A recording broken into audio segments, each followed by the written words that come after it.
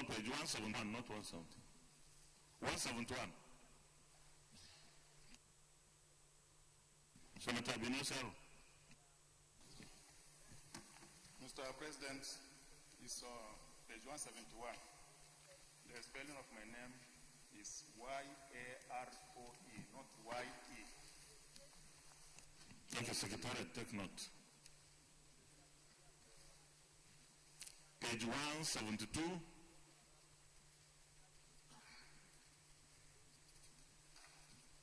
Page 172.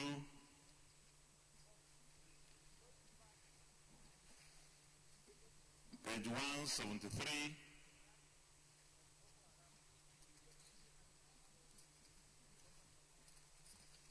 Page 174.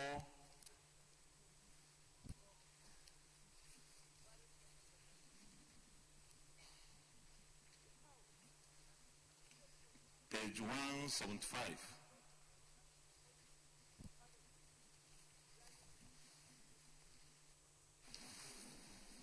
Page 175.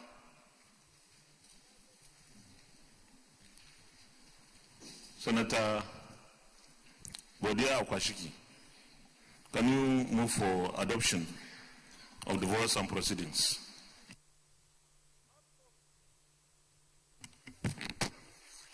President of the Senate, my distinguished colleagues, Senator Okwashiki Bodia is my name, representing Nasarawa North Central District. In line to order 2 of the order paper of today, I want to appeal this morning to move a motion that we should adopt the votes and proceedings of last sitting to be among the official documents of the 9th Senate. Mr. President, sir, distinguished colleagues, I wish to move. Distinguished Senator Kola Balogun, please, can you second?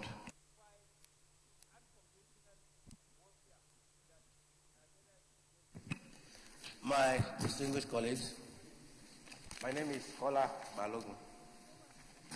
I represent Oyo South Senatorial District. I rise to second the motion for the adoption of the votes and proceedings of Tuesday, 30th July 2019, as ably moved by my colleague. I so second. Those in favor that the votes and proceedings of Tuesday, the 30th day of July 2019 be approved, say aye.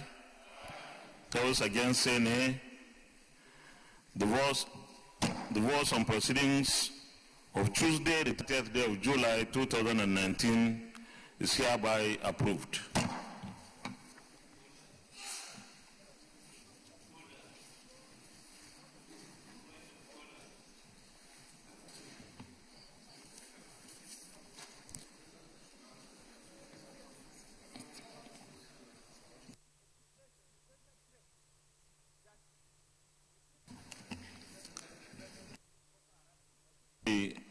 After I finish announcements, we can the point of order.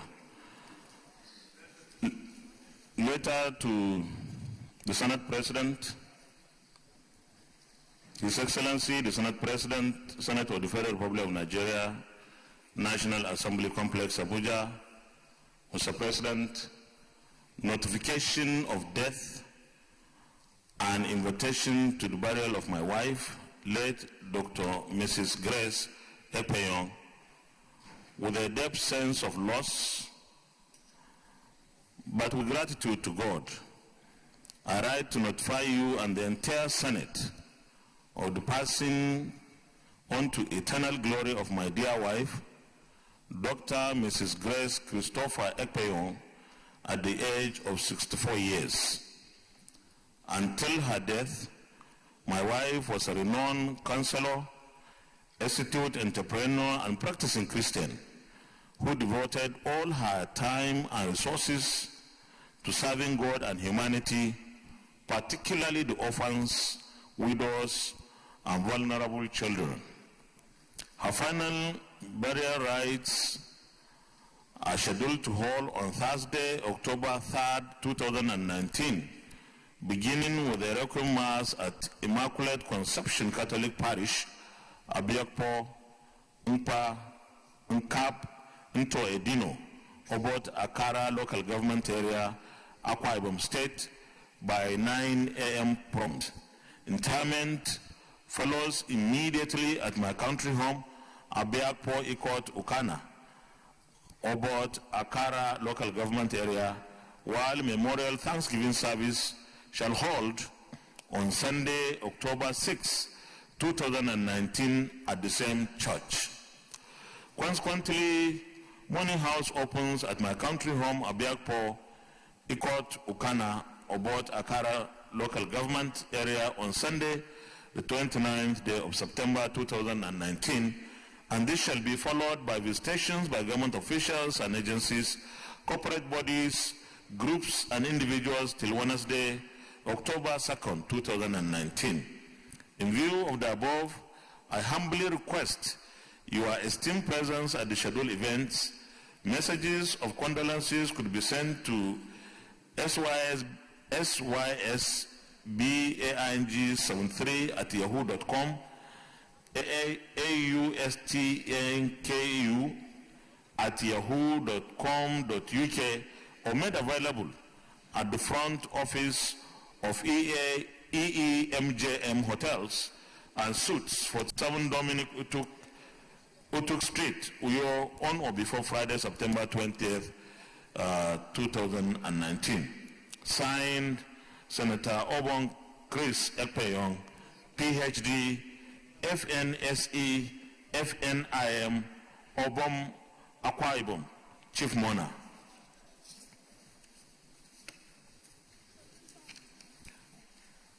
I wish to acknowledge the presence of members of National Association of Political Science Students, Usman Danfodio University, Sokoto, Sokoto State. You may stand up for recognition. I wish them very fruitful observation of the Senate proceedings today. You may sit down. You are welcome. I wish to also acknowledge the presence of members of National Association of Public Administration Students, Federal Polytechnic Nasarawa State, who are here in the gallery to observe Senate proceedings. You may stand up for recognition. You are welcome. I wish you very successful observation of the Senate proceedings today. You may sit down.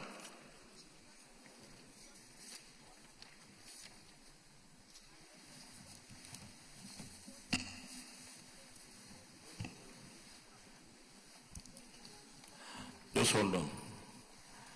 Distinguished colleagues, I am pleased to welcome us back after a well-deserved recess. The recess was another opportunity for us to interact and engage with our constituents. It also helped us to individually and collectively reflect on the tasks before us. The recess was indeed one more chance to take some rests ahead of today and even beyond.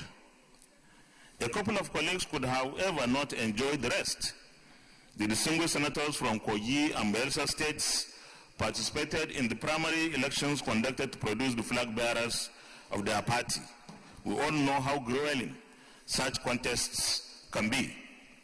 This resumption is surely a new beginning in our service to our fatherland. I can confidently say that we have made a good start with the appropriate constitution of our committees and the expeditious screening of ministerial nominees.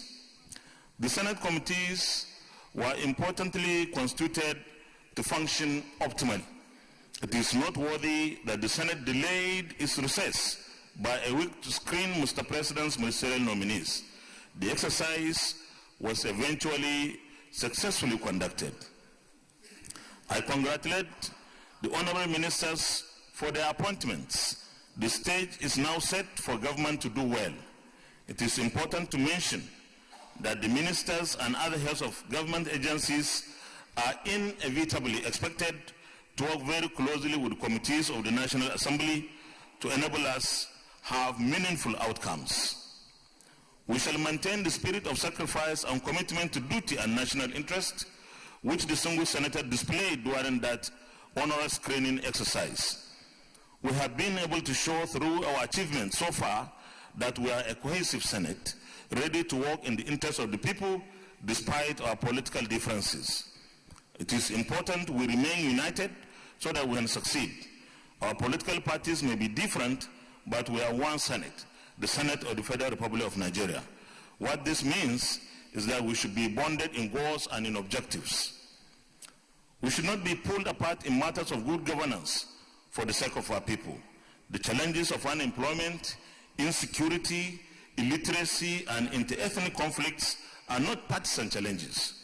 They are challenges that affect everyone.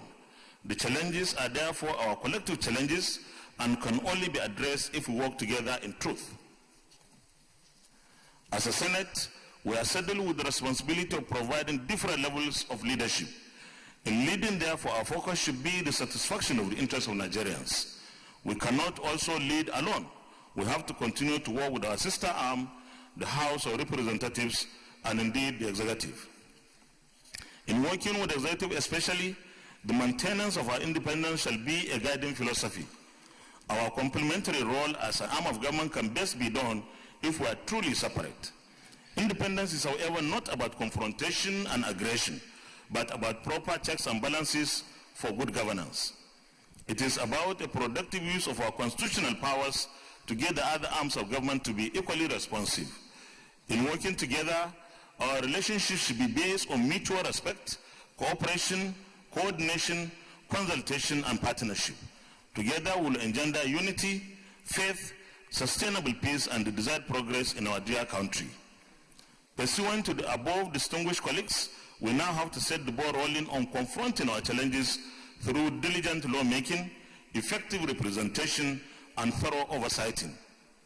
We are aware of the problems of the educational sector, where statistics say 11 million children are presently out of school. The importance of education in the development of the mind, the provision of knowledge and skills cannot be overemphasized. We should think of reforming our educational sector through legislative intervention. We have to ensure the implementation of the Universal Basic Education Law passed by this institution. This is to guarantee that these children are given the opportunity to have the required basic education. In this regard, we'll work with the executive arm of government and indeed the state governments and other major stakeholders for the achievement of this improved educational objective. The petroleum industry is long overdue for reform. Several efforts and attempts were made in the past 3 sessions of the National Assembly, but they were unfortunately not successful. It, however, remains a legislation that should succeed. We are going to renew and redouble our efforts at the reform by doing things differently this time. The previous efforts were lone efforts either on the part of the executive, as witnessed in the 6th and 7th sessions of the National Assembly, or the part of the legislature as seen in the 8th session. Perhaps an early consultation and collaboration between the 2 arms of government will yield the desired outcome in the overriding national interest. Our priority is to have an oil industry that is functional and productive in a fair, just, and transparent environment. Youth unemployment is yet another challenge we cannot allow to continue. Youths are ideally a present and a future fulcrum of a nation's workforce. They are therefore a priceless asset of a nation's population. While noting the ongoing reform in the agriculture sector, an improved agricultural roadmap could make the sector attractive to our youth and then contribute to resolving the problem of youth unemployment. To further improve on the agriculture sector, peasant farmers should continually be encouraged through funding, materials and mechanization to increase their productivity towards national self-sufficiency in food production. The recent xenophobic attack on Nigerians in South Africa was rather a sad development. I appreciate the response of the federal government to the unfortunate incident. In the light of this and other previous xenophobic attacks on Nigerians, we need to review and strengthen our citizen diplomacy. We are ready to support the executive to ensure that our citizens are safe and protected anywhere they choose to live in this world. Let me also commend the federal government for the appropriate response to the $9.6 billion judgment debt against Nigeria in favor of Process and Industrial Development, P&ID, by British court. The case is another reminder on why we should strengthen our processes and procedures so that questionable firms will not take advantage of us. The Senate is following government efforts with keen interest and is hopeful that issues around the scandalous transactions are quickly resolved in favor of Nigeria. The spread of kidnapping, ethnic conflicts, rural and highway banditry, herdsmen and farmers' conflict, and cattle rustling in land are disturbing to the Senate. It is time we probably review our security architecture. The 8th session of the Senate set up an ad hoc committee to review the security arrangement of the country. We will revisit the report of the committee in addition to making new efforts at finding solutions to the security challenges presently facing our nation. We commend our security agencies for working hard to tackle these challenges. We cannot, however, overemphasize the need for collaboration amongst them. Other than adequate funding, we might need some structural changes to enable them perform at the optimum. We must strengthen the agencies to make them more efficient. We appreciate government's desire to lift 100 million Nigerians out of poverty over the next 10 years. The alleviation of poverty is an honorable cause worthy of appropriate legislative intervention. Senate also notes government social investment and related programs geared towards economic growth. We are not just interested in the continued expansion of available opportunities in this phase, but also in their sustainability. We will collaborate with the executive arm of government to ensure the realization of these laudable efforts towards meeting the outlined targets. Let me commend President Muhammadu Buhari for setting up the Economic Advisory Council. The Senate and indeed the National Assembly will work with the executive arm of government to ensure that our economy continues to receive the necessary legislative support to perform better. The Nigerian economy must be on the trajectory of sustainable growth and should be an all-inclusive one. We are determined to address the present undesirable budget cycle. We must have a cycle that is timely and predictable on the delivery of its promises. The return to a January to December annual budget cycle will therefore be a priority. We will try to consider and pass the 2020 budget before the end of December 2019. This is pursuant to our resolve to avoid delays in fiscal and governance processes. We will invite all other stakeholders to be invited to begin work on the 2020 appropriation bill soon. Distinguished colleagues, I shall say again that this resumption is a time for action. It is time to proceed on key issues. This was me right after I started my business. You see, starting my business, that was improve their operational efficiency. I shall say again, and this resumption is a time for action. Committees and it is time to proceed on the process. They will continually oversight and monitor government operations. They will gather, evaluate, and identify issues requiring legislative reviews. Pursuant to this, ministries, departments, and agencies are required to be steadfast so they can be in synergy with our determined committees. As representatives of the people, we are obliged to work towards satisfying their yearnings and aspirations. In doing so, we shall continue to be steadfast, conscientious, and courageous. This is the obligation we have as representatives. So help us God. Welcome back once more, my distinguished colleagues, and many more thanks for your kind attention. Senate Leader. Point of order, Senator Alero.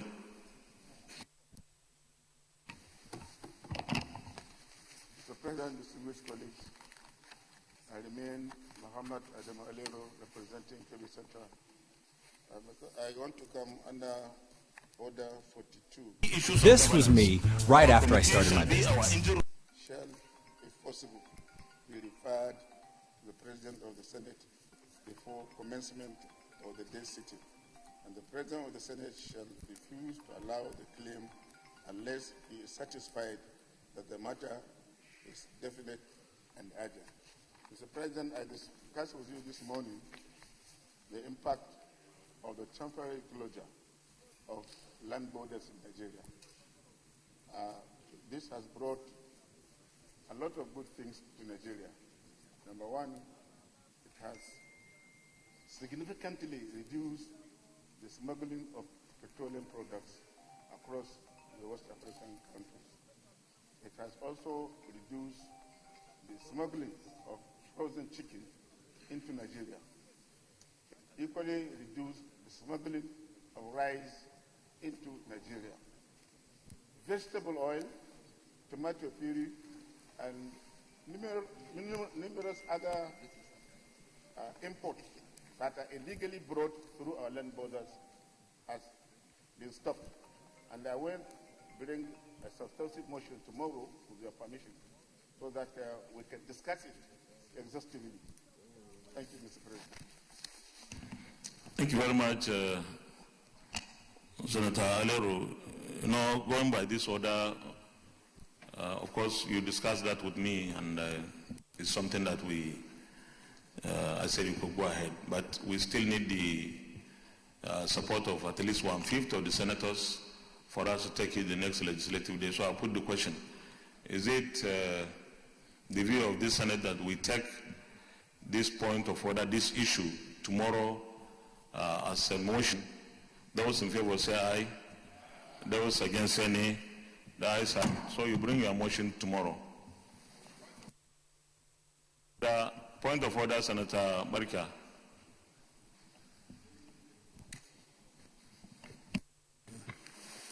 Mr. President, distinguished colleagues, I am Senator Engineer Kabir Barkia from Katsina Central Senatorial Zone. Let me first welcome our President, Deputy President, Principal Officers, my distinguished colleagues from our recess. Mr. President, with your permission, if I can read from Senate Rule 42. Thank you, sir. The matter for discussion shall, if possible, be referred to the President of the Senate before commencement of the day sitting, and the President of the Senate shall refuse to allow the claim under unless he is satisfied that the matter is definite and urgent. Under this, Mr. President, distinguished colleagues, I have a matter of urgent public importance. At least for the last 3 weeks, bandits have been killing people and also kidnapping them, looting their properties, burning their properties. So I may like to, with the President, with your permission, present this motion. And distinguished colleagues, thank you, sir.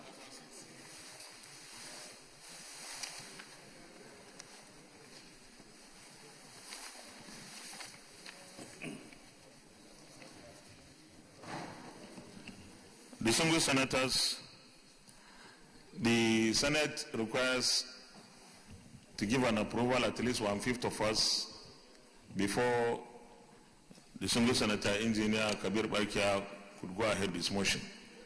So those in support of his standing orders cited, say aye for him to present the motion. Those in support say aye. Those against say nay. The ayes have it. Senator Barkia, go ahead with your motion, please.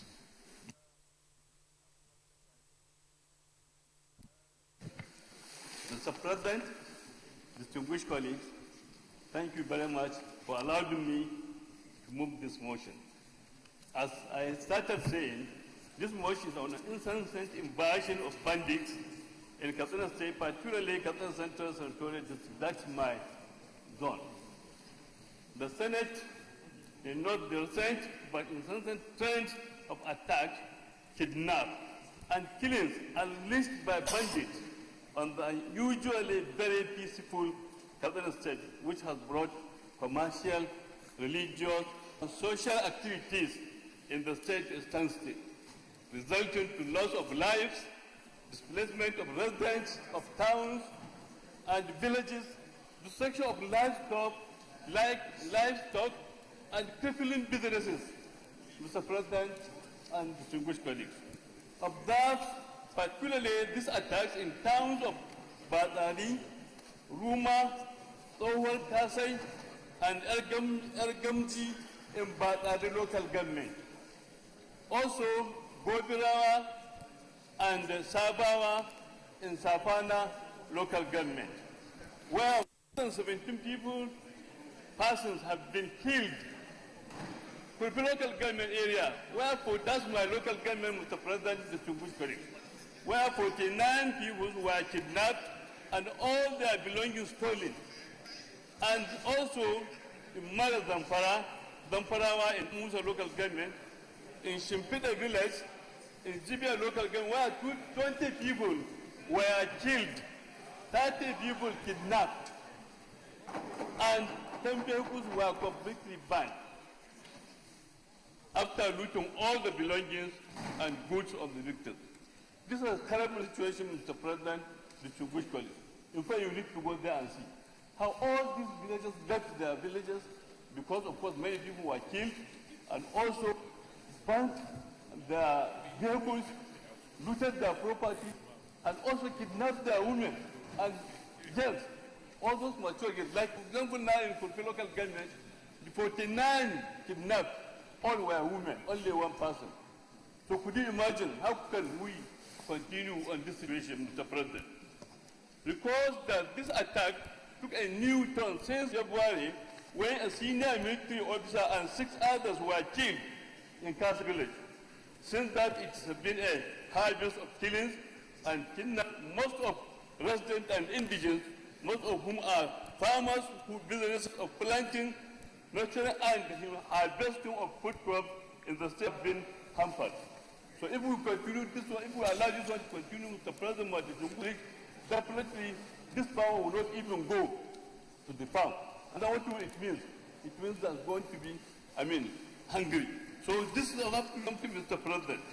Recognize that despite the effort of the state government to dialogue and negotiate with the bandit to bring in a lasting solution to this problem and a complete determination of attacks and killings, there were still reported cases of banditry in some local governments like Batari and my local government, local government, indicating that urgent action is needed to nip in these attacks in the bud. Mr. President, this is what is happening now in Katsina State, which of course usually was not like this. Acknowledges the effort of the federal government through the security agencies that have continued to engage this bandit in battle towards securing our land, people, and property. Accordingly, Mr. President, distinguished colleagues, we want to urge the federal government through the National Emergency Management Agency to urgently come to the aid of injured and IDPs in the various parts of the state to ameliorate their needs by the provision of relief materials. Since all this happened, Mr. President and the two colleagues, not a single material was taken to these people that were affected. Up to this moment, NEMA has never sheltered there. And of course, how could this one happen? These are the people that were killed, kidnapped, even sent them away from their villages. But up to now, up to this moment, Mr. President, the two colleagues, nothing has been done by NEMA.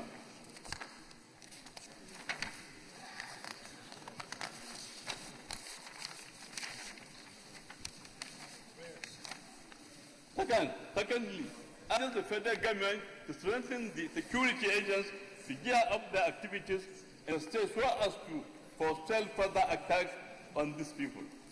Constitute and mandate an ad hoc committee of the Committees of Defense and the Army, Navy, Air Force, National Security and Intelligence and Establishment and Public Services to see to the implementation of this motion.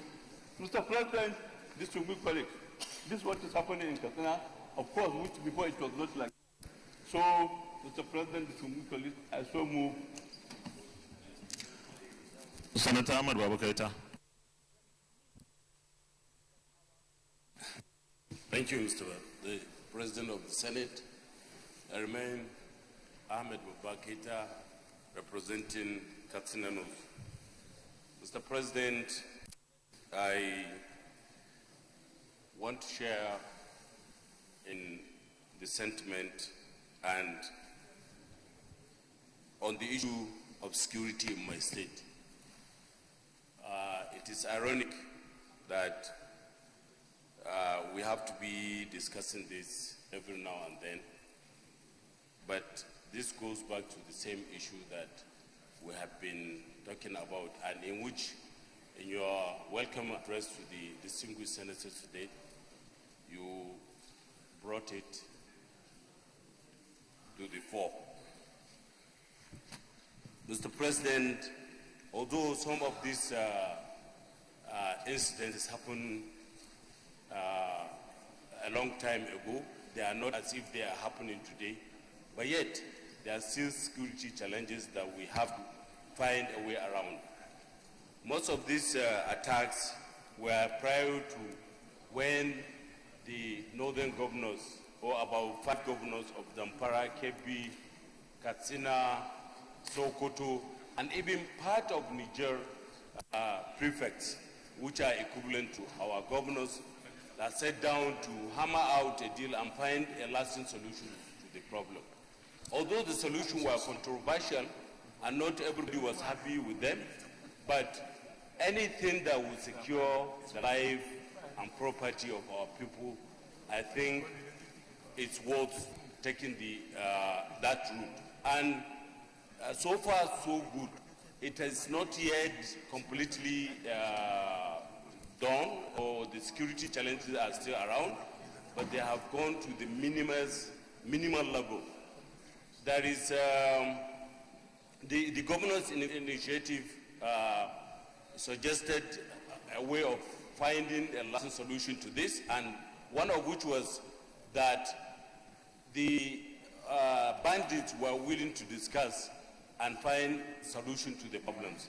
And the negotiations are still ongoing, and we have begun to noticeably see improvement in the security. However, I'm not in any way undermining the importance of this subject, which is the security of our people, irrespective of where they are in Nigeria, as it is well known that one of the cardinal or most important responsibility of any government is to secure its people. So, Mr. President, I'm totally aligning myself with Senator Barkia, but I am equally saying that we should revisit our issues, as you rightly said. I have always mentioned here that with the security apparatus we have, with the number of personnel we have, there is no way, there is no magic that we employ. I kept saying that we have just barely over 1 million security personnel in all our organizations, be it civil defense, be it police, soldier, and everything. And there is no way, there is no miracle that you inject. We equally need to look at our networks, that is the communication sector. And I'm sure the minister has started doing well. In fact, he just gave an order that any SIM card that is not registered should not be allowed to operate. This is one step that I think can listen. The second and third thing, which is very important, is to make sure that we capture in the coming budget, to capture how we are going to invest into modern technical security equipment, security gadgets, be it drones and so on and so forth, so that we can be able to help the government to stabilize the security situation in Nigeria. Thank you, Mr. President. Distinguished colleagues, this is an unfortunate incident, and it has been quite a recurring one.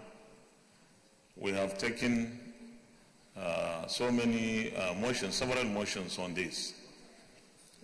Going forward, we need to work very hard to ensure that our security agencies are better equipped, better trained, better positioned to stem this tide.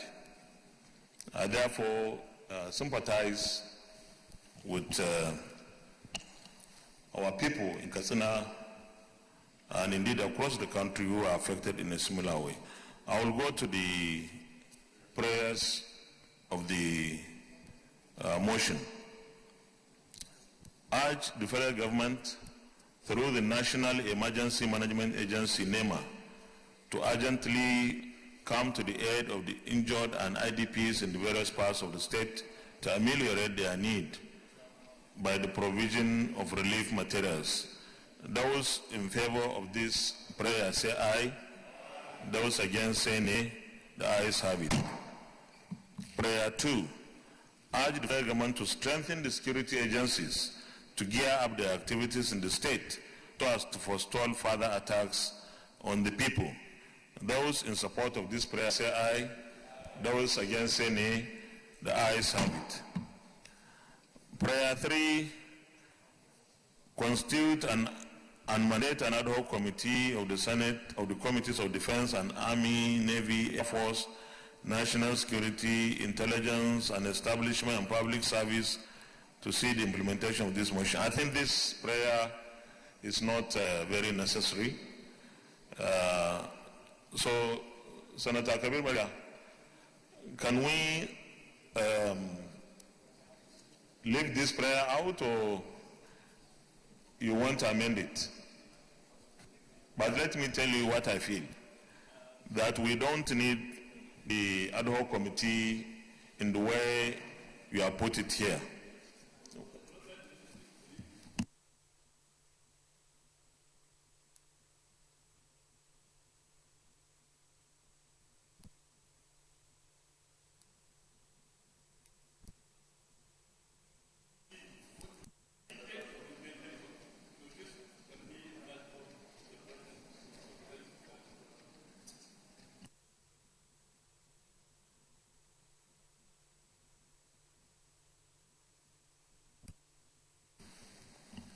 I think we can make it just relevant committees of the Senate instead of listing these committees.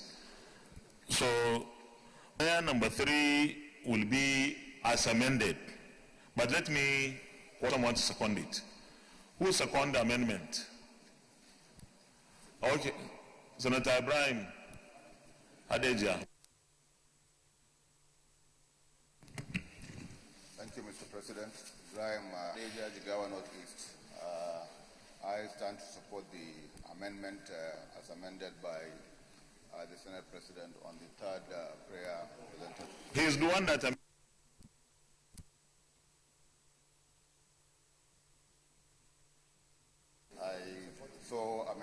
so second. Okay, thank you very much. Those in support of prayer 3 as amended say aye. Those against say nay. The ayes have it. Thank you very much, distinguished colleagues.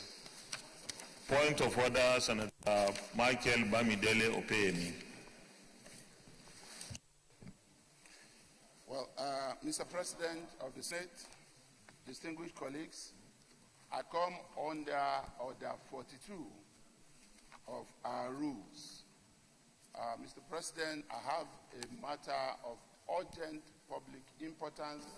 42 and 52 or 42? Order 42. And furthermore, Mr. President, of the urgency and the urgent expectation of Nigerians who would expect that on our first legislative day after recess, such an issue like this will be visited by the Senate that works for Nigerians.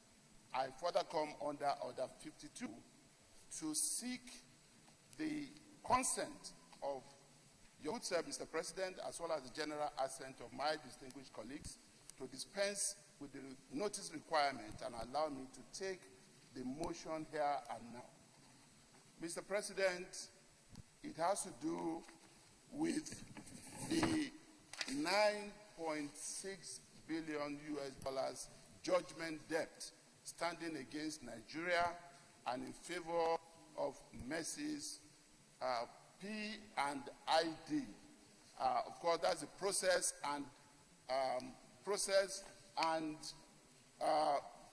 P&ID. Yes, Mr. President, is the need.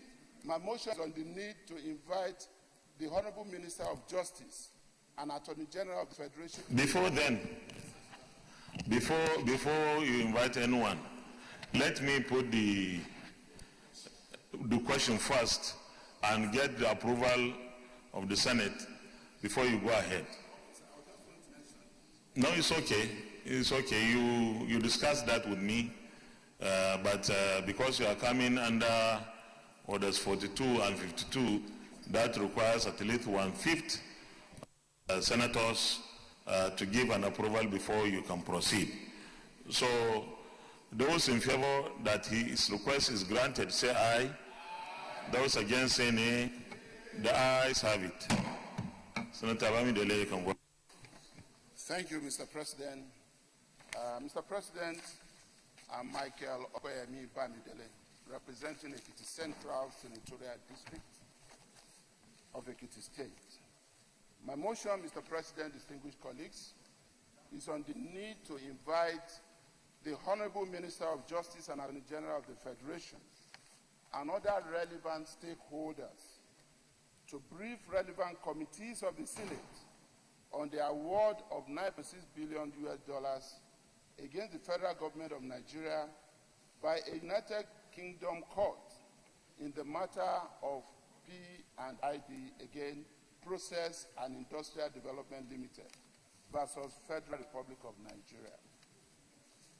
Mr. President, the Senate notes with concern that Nigerians at home and in the diaspora have become apprehensive while several committees of the Senate have, over the last few weeks, received several petitions and other direct and circumstantial information on the ongoing legal imbroglio involving the Ministry of Petroleum Resources, by extension, the federal government of Nigeria, and the United Kingdom firm known as Process and Industrial Development Limited, hereinafter referred to as P&ID.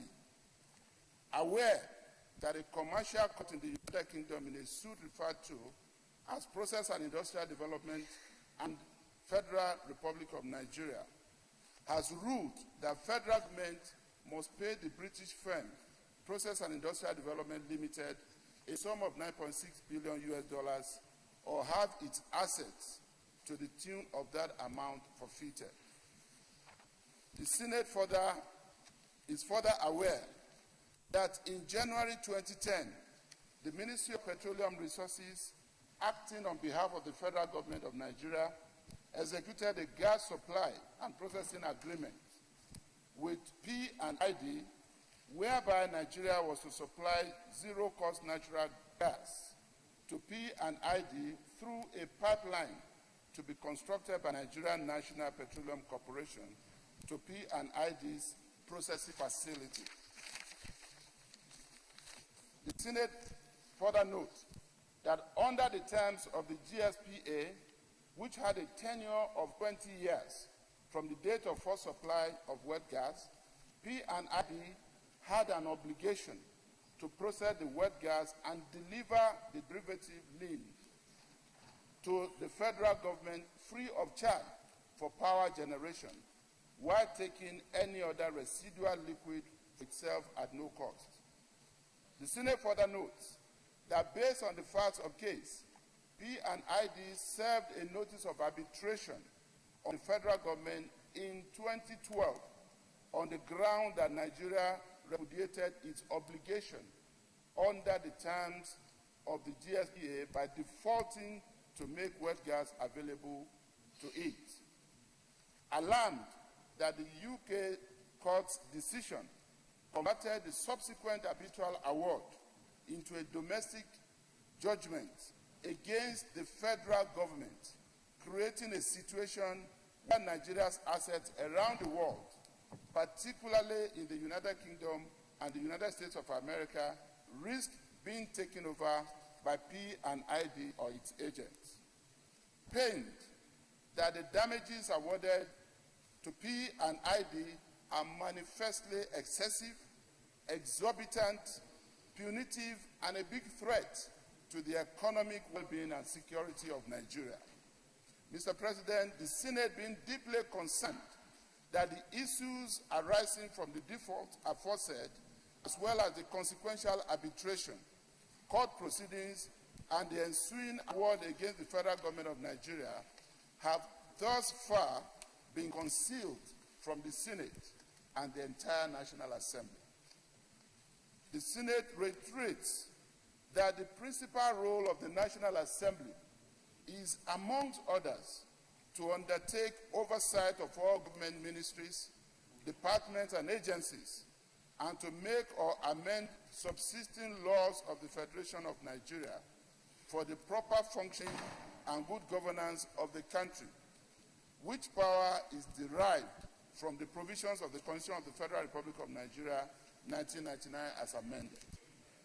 The Senate accordingly resolves to invite the Honorable Minister of Justice and Attorney General of the Federation to, in the company of other relevant stakeholders, including officials of the Ministry of Petroleum Resources and professional arbitrators engaged on behalf of the federal government of Nigeria in this regard, comprehensively brief the Senate committees on judiciary, human rights and legal matters, petroleum resources upstream, gas resources and power on the details of the 2010 contract with P&ID as executed, the reasons for the default, as well as the handling of resultant negotiations, arbitrations, court proceedings, and steps being taken to resolve the matter in the overall best interest of the Nigerian economy and security of the nation's assets at home and abroad. I thank you, Mr. President. Senator Abasi Akpan. Thank you, Mr. President. My most distinguished and respected colleague, Mr. President, Senator Albert Basi Akpan Northeast. Mr. President, I rise to second this motion ably moved by my brother, the Chairman Judiciary, and to also state that, Mr. President, all through, well, we're on vacation, I believe this is one matter that has dominated our public discourse. One based on the concerns of Nigerians on the need to protect and defend our collective interests. Mr. President, this agreement was consummated, I understand, sometime in 2010 in this country. I know that in the last Senate, I chaired the Senate Committee on Gas Resources. And I've read several arguments, contentment, issues for and against this process. Mr. President, as of 2008, there is a law in this land that was developed and enacted by this National Assembly to back up and protect the gas master plan, which is the basis for this project. Mr. President, Section 7 of that act states clearly the procedure of engagement of this nature. The Ministry of Petroleum Resources had no right whatsoever because they have no gas to give to anybody. And on the basis of that law and that act, Mr. President, it is the gas aggregation of Nigeria that is also act as an arbiter between the supplier of the gas and the one who needs the gas. Section 7 of that law is that. And I've also seen that no mention has been made to that law by any of these arguments. Mr. President, also the ICRC Act of 2005, let me state clearly, sir, states clearly in section 3. It is law of this land. It states clearly that it says, no federal government ministry, agency, corporation, or body shall give any guarantee, letter of comfort, or undertaking in case of any concessions agreement made pursuant to this act, except with the approval of the Federal Executive Council. This is the law of the land. So I stand here to say that on the basis of these two acts of this made by this National Assembly and ascended to by the federal government, which is in operation, sir, I don't think, sir, that there's any need for us here to overlook the contents of this motion and the issues involved, based on the fact that it is our own national reserve that is being monitored. And Mr. President, based on information also available to me, sir, the original owners of this company have been bought over by an equity company in America who specializes in this camp. So I rise here to support this motion, Mr. President, and I also want to thank you, Mr. President, because even in your opening remarks, sir, in your address, you made reference to this issue, which underscores, of course, your concerns and your passion towards the vision of this in favor of Nigeria. So I rise to support and ask my colleagues to support this motion, and also the approach that the Senate has actually taken. It, I think, is quite objective and reasonable. The President, I rise to support this motion, and I urge my colleagues also to add their voices to this motion for the good and benefit of our people. Thank you, Mr. President. Senator Solomon Adialo Olamilekon. Order. Point of order, DSP. Thank you, Mr. President. Uvi Omo Agege, Delta Central District. Mr. President, I come under 53.5 of the standing orders, if I may read. 53.5. Reference shall not be made to any matter on which a judicial decision is pending in such a way as might, in the opinion of the President of the Senate, prejudice the interest of the parties thereto. Mr. President, all of the potential defenses just articulated by my colleague from Akwa Ibom, those are very, very powerful defenses that ought to be available to the legal team representing this country. I'm not so sure, Mr. President, that it is the smartest way that through on national TV, we make all of these potential defenses available to everyone, including the other parties. The cross, as I understand it, of this motion, as simply moved by Chairman Judiciary, is to have the legal team headed by the Attorney General be invited to at least in camera address us and inform us about ongoing in this litigation. I think we should limit it to that rather than have other people begin to speak to this. I so move. Thank you. Point of order sustained. Senator Solomon Adiola. Thank you, Mr. President, very distinguished colleague. I want to say that I thank the prime mover of the motion, and I'm also in agreement on all that have been said concerning this particular item of transaction that have generated a lot of issues across the country. Mr. President, not to overflog the issue, the prayer of the motion is clear. It's just to brief us. We are not doing any investigation or calling anybody or subjecting them into any public hearing, but at least to be brief, for us to be at least kept abreast of what is even really the issue. Because this actual amount of $9.6 billion migrated from $800 million to about $6.3 billion, an additional interest of about 3-point-something billion made it about $9.6 billion. This is a very sensitive issue, and what we're doing is, as a Senate or as a National Assembly, let us be briefed. Let us invite all interested parties just to let us at least be on the same page on this matter, so that going forward, we'll know the direction the country is going on this issue. I know there are delegations that were in London for at least defense or so, which comprise of Minister of Finance, Central Bank, oil and gas, and all of them. We are watching and we are listening, but we want to know the nitty-gritty of this matter. So I have to support the mover of the motion and those that have contributed that we are on the same page. Thank you, Mr. President.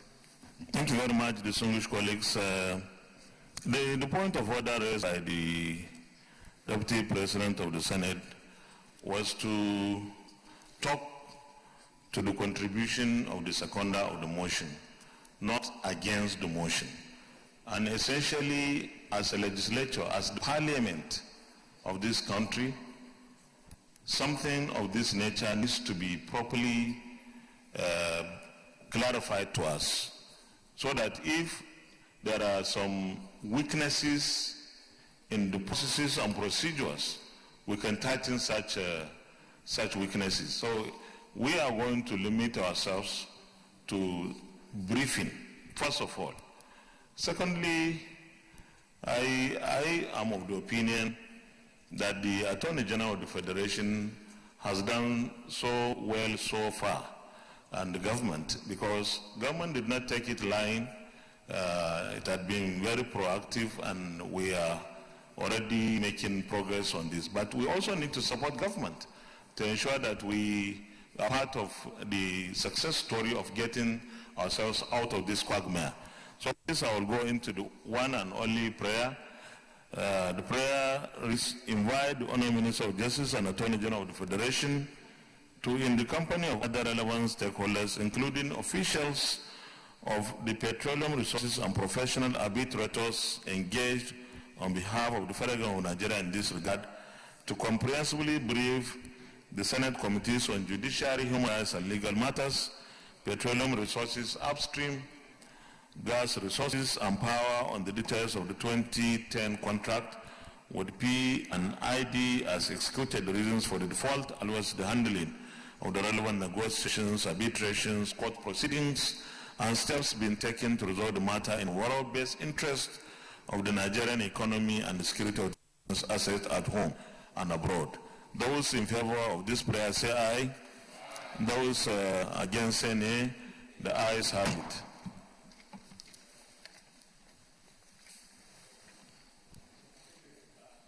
Senator Ajibola, raising your hand.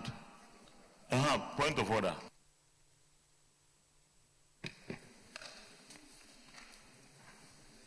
Order 43. Mr. President, distinguished colleagues, my order is Order 43, personal explanation. The order reads, by indulgence of the Senate and the leave of the President of the Senate, a senator may make a personal explanation, although there be no question before the Senate, but no controversial matter may be brought forward, nor may debate arise upon the explanation. The terms of the proposed statement shall be submitted in detail to the President of the Senate when this leave to make it is sought. I have submitted the detail of statement to Mr. President, and I seek the indulgence of the Senate and the leave of Mr. President for the personal explanation.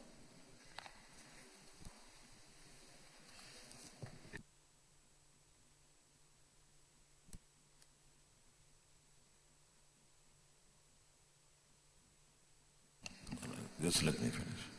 Well, the distinguished senator, the chairman of our committee on diaspora, met me and briefed me this morning, but it's still the prerogative of the Senate to allow him to present his explanation. So those in favor say aye. Those against say nay. The ayes have it. Thank you, Mr. President and distinguished senators. My personal explanation concern the recent xenophobic attacks on Nigerian and some other African citizens in South Africa. This occurred during the period that the Senate was in recess. Even though the committees have not been inaugurated, but the chairman and vice chairman of the Committee on Diaspora, non-governmental organization and civil society organization sought the leave of Mr. President of the Senate to do some intervention on behalf of the Senate. And in that regard, this personal explanation has to do with what has been done in that regard. We had cause to invite the Honorable Minister for Foreign Affairs, Mr. Geoffrey Oyama, on the 6th of September 2019 to the Senate to brief as to what happened in South Africa and what efforts is the federal government taking in order to address the issue permanently, because it has become a perennial issue. At the meeting, the Honorable Minister briefed the chairman and vice chairman of our committee as to what transpired in the recent xenophobic attack. Even though we have the cheering news that no Nigerian life was lost, but tremendous damage was done to properties of Nigeria, and some other African citizens lost their life in that attack. In terms of the objective of the federal government in tackling the recent attack, we were informed that the objective is to seek for compensation for Nigerians whose properties were damaged in the attack, and also to get the South African government to use the instrumentality of his law to deter those that perpetrate this offense so that there will be a deterrent in case of future occurrence. Effort was also mentioned of the fact that the Nigerian government has sent a special envoy to South Africa in the person of the Director General of National Intelligence Agency to convey the displeasure of the Nigerian government about the perennial attack on Nigerians in South Africa, and that the Nigerian president will be briefed and then subsequent action will be taken after that. We also had meeting with the chairman, chief executive of the Nigerian Diaspora Commission, who also briefed us in similar light, and of the fact that about 640 Nigerians had signified intention to return voluntarily to Nigeria. Upon the return of the special envoy to South Africa, the president was briefed, and upon briefing of the president agreed that Nigerians who voluntarily signify intention of returning back should be allowed to come back. Some of them who have challenges about travel documentation were to be assisted and were indeed assisted by the Nigerian High Commission in South Africa. It was raised about diplomatic relations with South Africa, and the position of the Nigerian government was that even though all options were on the table, the question of closure of the Nigerian High Commission would do the service to other Nigerians in South Africa, as they would not be able to have where to interface in case they have any challenges. Subsequent to that, a Nigerian private airline volunteered to assist with the evacuation of Nigeria, and I'm glad to say that 2 sets of Nigerians have been repatriated back to Nigeria on a voluntary basis by the Airpeace, which is a private airline, with support of the government and some other state governments and some other agencies. Of course, because of the seriousness of the matter, the Nigerian government decided to boycott the World Economic Forum, which was holding in South Africa, as a show of displeasure as to the lackadaisical attitude of South African government to addressing the xenophobic attacks. And subsequent to that, the South African president sent an envoy to Nigeria, Jeff Radebe, to come and convey apology on behalf of the South African government, with concrete promises that effort will be taken to address the perennial case of xenophobic attack. On the strength of the representation by the envoy of South African president, the Nigerian government, we are aware, is going to have a meeting in South Africa from 2nd of October with a view to consummating a Nigerian-South African binational commission to address issue of relationship between the two countries, cement diplomatic ties, and concretely address to finality the issue of the xenophobic attacks. I must place on record the commendation of the chairman and vice chairman of the committee of the effort of the proprietor of the Airpeace for the support, and also the activities of the Nigerian Foreign Affairs Ministry, the Nigerian Diaspora Commission, as well as the High Commission of South Africa in assisting in giving succor to Nigerians who had challenges with the xenophobic attack. Mr. President, Distinguished Senator, that is the personal explanation. Thank you very much.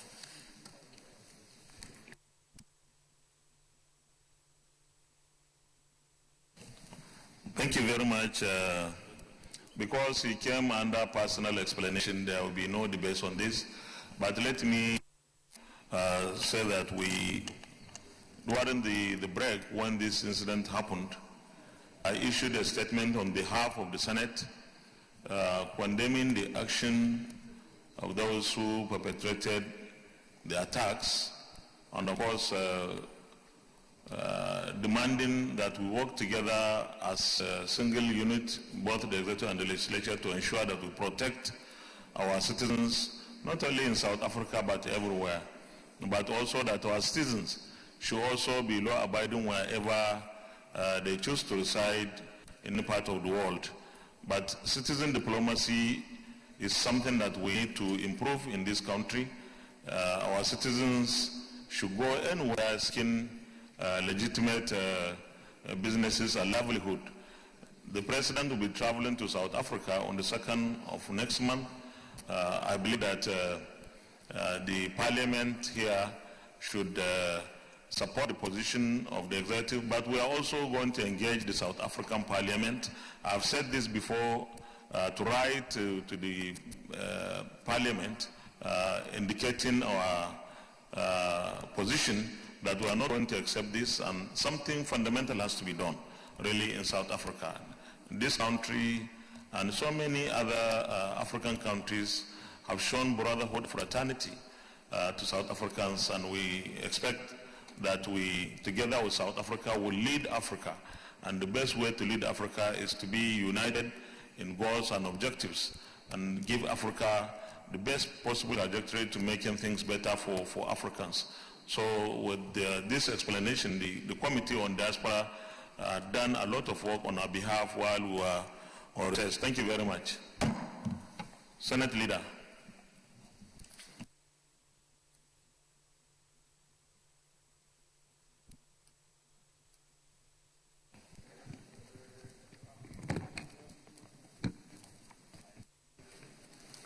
Thank you, Mr. President, my distinguished colleagues. The first business of the day is the presentation of a bill standing in the name of Senator Bala Ibn Allah on the Nigerian Transportation Accident Investigation Bureau Establishment Act, etc. Bill 2019. Mr. President, you may wish to invite the Clerk of the Senate to read the short title of the bill. Clerk of the Senate. Mr. President, distinguished senators, Nigeria Transportation Accident Investigation Bureau Establishment, etc. Bill 2019, SB1, first reading. The Nigerian Transportation Accident Investigation Bureau Establishment, etc. Bill 2019, SB1. Those in first reading. The Leader of the Senate, that's the second one. Thank you, Mr. President, distinguished colleagues. The second business of the day is the presentation of a bill standing in the name of Senator Oluremi Tinubu on the Criminal Code Act Amendment Bill 2019. Mr. President, you may wish to invite the Clerk of the Senate to read the short title of the bill. Clerk of the Senate. Mr. President, distinguished senators, Criminal Code Act Amendment Bill 2019, SB2, first reading. Criminal Code Act Amendment Bill 2019 Establishment. Criminal Code Act Amendment Bill 2019 SB2, first reading taken. Senate Leader. Mr. President, distinguished colleagues, the third business of the day is the presentation of the report of the Ad hoc Committee on the investigation on the use of Avastin injection for eye treatment by the National Eye Center in Kaduna. Mr. President, you may wish to invite Senator Matthew Urugide, Chairman of the committee, to move the motion for the Senate to receive the report. Distinguished Senator Matthew Urugide. Thank you, Mr. President, my very distinguished colleagues. I'm Senator Matthew Urugide, represented those South. Mr. President, distinguished colleagues, I rise to move that the Senate will receive the report of the Ad hoc Committee on the investigation of use of a vaccine injection for eye treatment by the National Eye Center, Kaduna. I crave your indulgence, Mr. President, that I be allowed to lay this report. Thank you. Distinguished Senator Eloragbe, you can respond it, please. Mr. President, distinguished colleague, my name is Ibrahim Yahya Oloriegbe. I represent Kwara Central Senatorial District. I rise to second the motion as moved by distinguished that the Senate do receive the report of the Ad hoc Committee on the investigation of the use of Avastin injection for eye treatment by National Eye Center, Kaduna. I so second, Mr. President. Distinguished colleagues, those in favor of the motion that he has his report say aye. Those against say nay. The ayes have it. Distinguished Senator Rogide, you may lay your report, please.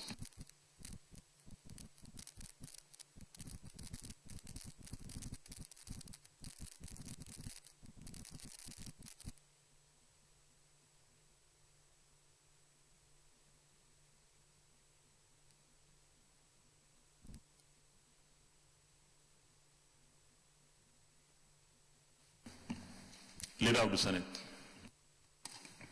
Thank you, Mr. President, distinguished colleagues. The first order of the day is a motion standing in the name of Senator Onyewu Francis and 15 others on the urgent need to revive the palm oil industry in Nigeria.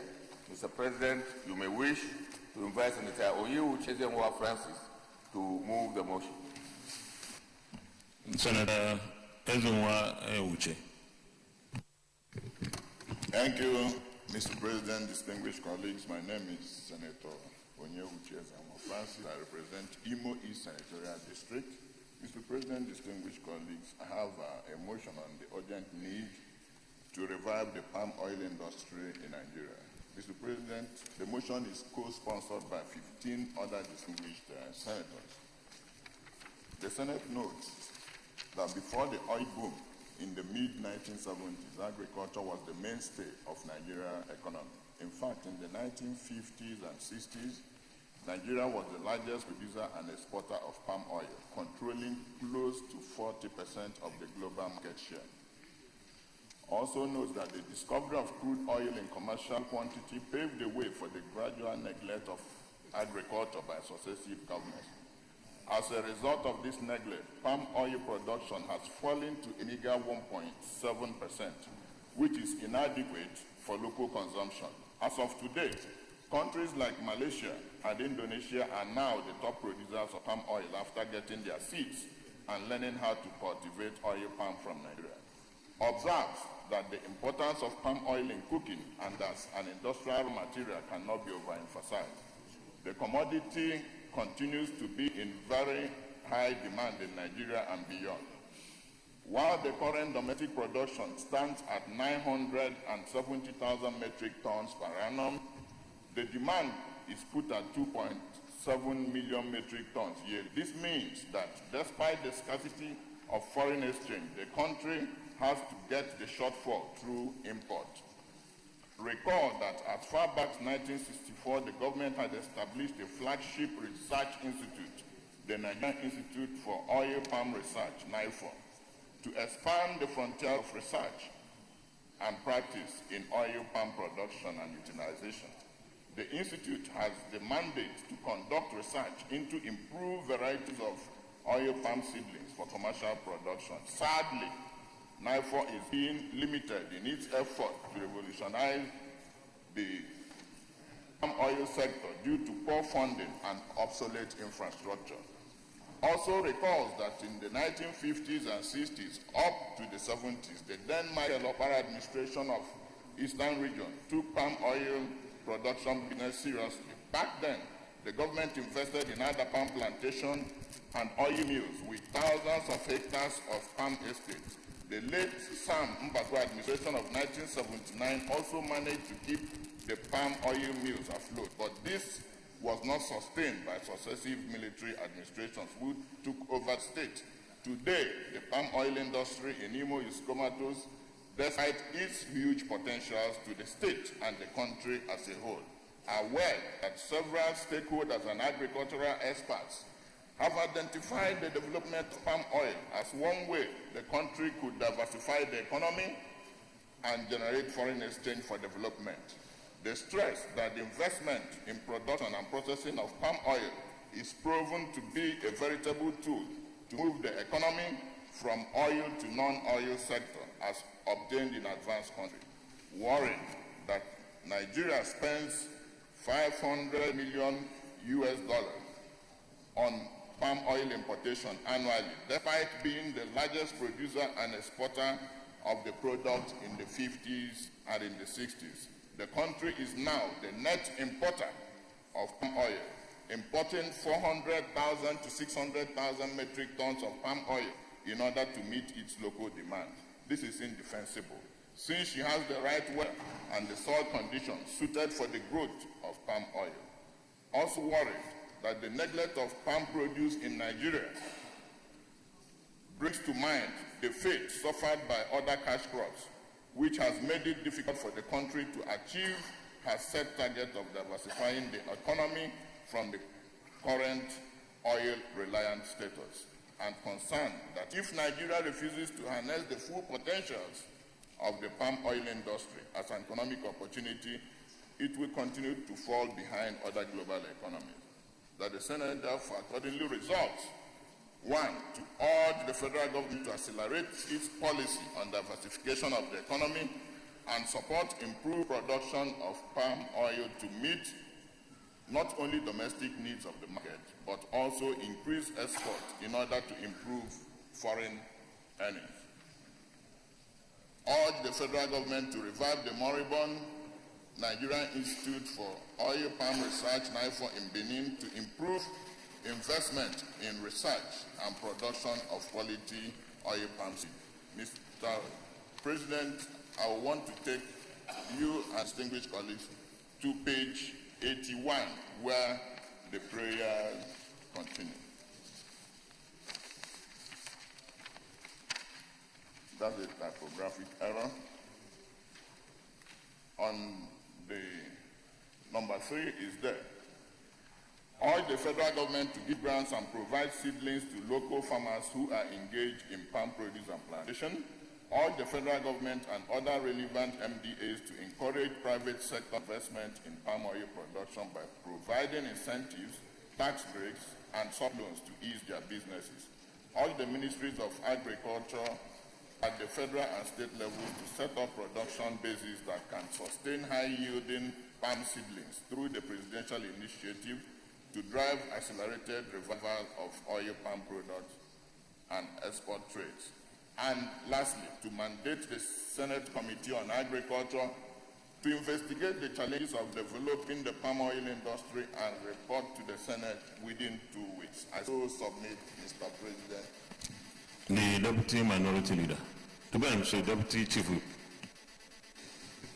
Thank you, Mr. President, distinguished colleagues. Aliu Sabi Abdullahi, I represent Niger North. Mr. President, distinguished colleagues, I rise to second the motion ably moved by distinguished Senator Ezenwa Francis. Let me commend him and indeed all the other sponsors for this very timely motion. Indeed, the subject of this motion is a clear indication that everybody surely wants Nigeria to move to the next level. And I think the subject, oil palm, is a very important economic tree in Nigeria. Unfortunately, just like he has traced some historical antecedent of where we got it wrong, I think there are more recent events that show that perhaps until we get our institutional development framework corrected, we will continue to come back here reading out stories upon stories. Like he rightly pointed out, this importation, the 40,000 to 60,000 metric tons of importation, is mostly from countries that came here to pick our oil palm seedlings and took it back to their country, and today they are the global leaders. It's a very familiar story, everybody is aware. But I think the fundamental issue is that those institutions that we have put in place have gone down when the other countries' institutions are going up. That is the most unfortunate aspect of it. I was in the research system, and I'm very familiar with the subject he has painted. And that is what is more troubling about it. Because, for example, in the prayers, he was talking about seedlings. The question is, where are the seedlings? Oil palm as a crop cannot be produced without water. The NIFOR he was citing as an example, in the 70s, the water works was commissioned by the then Chief of Staff, Defense Headquarters. In the 70s, because the seedlings cannot be produced without adequate water. Today, as I speak, if you go to NIFOR, all you will see is abandoned facilities. The water work is abandoned. They don't have any facility with respect to water works. How can they produce the seedlings? Secondly, the process of producing these seedlings have gone very scientific. And when I mean very scientific, the tool of biotechnology is now being used to enhance the production. And the Institute research has actually gotten to the level where we have varieties that can now produce seedlings after 2 years, unlike before when it was about 4 years and the like. So what I'm trying to say, Mr. President, distinguished colleagues, is let this Senate not just discuss this motion. Let this Senate ensure that something drastic is done. Because over the past 10 years, the Ministry of Agriculture has literally abandoned all their research institutes. And as far as I know it, the research institutes as they are today cannot meet to the challenges that they have. So if we need to do something about it, I think beyond, I'm happy with the, maybe perhaps one of the prayers that the Committee on Agriculture should investigate some of these things. So when we do that, we'll be able to see where the issues are and to ensure that these things are taken care of when the budget comes. Because most of the funds are taken away from the institutes. Research is not what you do today. After 2 years, funds cease. Those who are researchers know that the moment you start a research project today and it's supposed to go on for 4 years, you break it after 2 years, and you think by the 3rd year you can come back with big fund. You have lost it. Systematically, you must fund your research every year. And right now, I want to submit very clearly, Mr. President, distinguished colleagues, that the research institutes are practically moribund and dead. So I think beyond discussing this motion, whatever agreement we're going to make here, Mr. President, let us make it a point of duty to revive the research sector, because it is through agriculture that we can support Mr. President to take the large pool of Nigerians out of poverty as he has so clearly desired to achieve. With this, I support this motion and I urge my colleagues to do the same. Thank you. Senate Leader. Thank you, Mr. President, my distinguished colleagues. I rise to support this motion and also build on the earlier position that has been taken by the minority, by the Deputy Majority Whip. I find it very important that some of us who had a background in the agricultural sector, particularly in research, we should rise to raise issue and to support this motion and also be able to guide the debate at what needs to be done. We have lost a lot of opportunities in the agricultural sector, not only because we neglected research, which is the vital part of the thing, because all the planting materials are derived from investment that we do in research and raising the seedlings for distribution. What we have done for agricultural sector is complete abandonment to the point where we have not invested in the entire value chain of the production process for all the crops for which Nigeria has been a major world contributor. And that accounted for our very huge import for the same crops and for the same planting materials that we have comparative advantage to produce all over the world. It's not just in the petroleum or in the palm oil, oil palm sector. It is all other sectors. And we have neglected research institutions. We have neglected the value chain. Even if we develop, I know that when we are in the Institute for Agricultural Research, in all the crops that the Institute for Agricultural Research has mandate for, and the very other research institutes, we have developed the planting materials for cotton. We have done the same thing for groundnuts. We have done the same thing for maize and several other food crops. But for the major reason is that we have not developed similar off-take institutions that will take these planting materials and popularize them for mass production by the people. There was a time when we thought this thing could be done. The country went in, looked at what Malaysia had done with respect to palm oil and rubber, and established the National Agricultural Land Development Authority.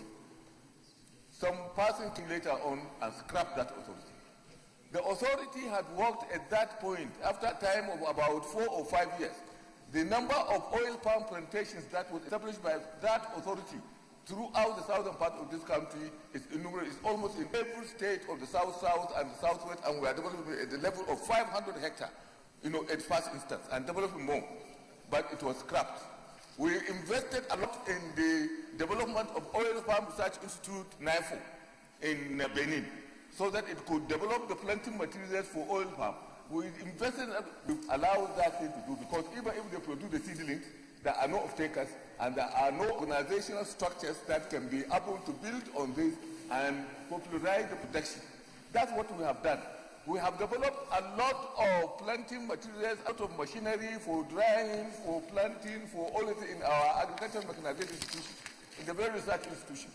But because these are not articulated with the producers of the machinery for mass production and distribution, we lost everything. So the issue really in this country, Mr. President, is for us to go back to drawing board in the agricultural sector.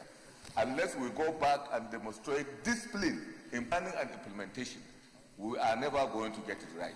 Thank you, Mr. President. Chief Whip, I thought you raised your hand. Mr. President, thank you for the opportunity. Just to add that this is a very good motion, because before 1960-64, palm oil was one of the cash crops that were making money for Nigeria. And if you realize what is happening now, industrial users are importing palm oil from Malaysia, from Indonesia, and from all the rest of them. And you will find out that history have it that even Indonesia, Malaysia picked their palm seedling, the first seedling from Nigeria in late 70s or early 70s. And today, countries like Malaysia making $150 billion in palm oil. There's nothing that is a waste in palm. There is no waste in palm. We can generate electricity. We can do all kinds of things from palm. So I want to support this motion sent by Senator Onyewuchi to show that not only in palm oil, the same thing in granule, the same thing in shea butter, the same thing in gum arabic, the same thing in cocoa, in coffee, in tea, everything we have abandoned.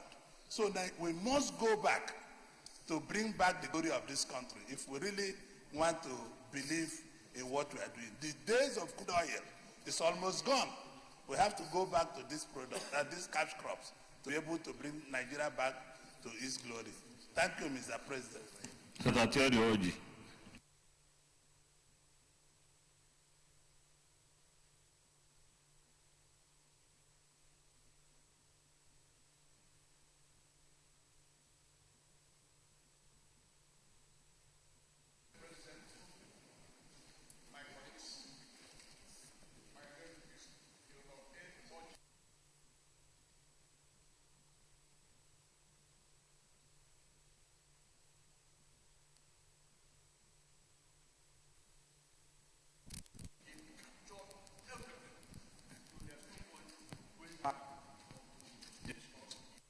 Are already raised. But it could have been better if we visit the palm plantations in Abia or Imo to know what is safe. These plantations have turned into forests where monkeys now permanently live because the owners of these plantations cannot move forward. Nobody is helping them. This sector is a very, very capital-intensive sector. You have to employ people, you have to buy the seedlings, you have to get land, large acreage of land, plant, then harvest and mill. And it's not easy because people are not helping. The government is not helping. So those who are in this business have decided to rest. I've decided to go into other businesses. You see what my brother said, the need. What is needed and what is produced. 970,000 meters of palm oil that is needed, that is produced, while 2.7 million metric tons yearly is needed. Look at the gap, and we cannot make it. And that is why Nigeria is not benefiting from that act passed by the United States in 2000 for African countries to queue in and, for the US to purchase goods from Nigeria, raw materials to produce. The act will on. If this sector is encouraged, it will help us. Now, in terms of employment, this sector was employing a lot of people, from laborers and millers and all. But today, these people are, they don't have jobs. So they have gone into the unemployment market, and they are the people who are doing kidnapping and banditry, because they are not doing anything. When they are not doing anything, when you have been denied of your means of livelihood, you have to find an alternative. And the alternative they see is this way. Therefore, it is necessary for government to encourage this sector. I'm happy the federal government is now realizing, the central bank is now realizing, and has given a window of opportunity by saying that they will give grants to farmers in this particular sector. If they can do that, it will help a lot to revive that sector and improve the economy. So I am in total support of what my brother Ezenwa has said, and I know that every person supports that. This sector we don't have to play with it. It has to be revived because of the importance and the chain effect that it has in the economy. Thank you very much. Senator Anayo Rochas Okorocha.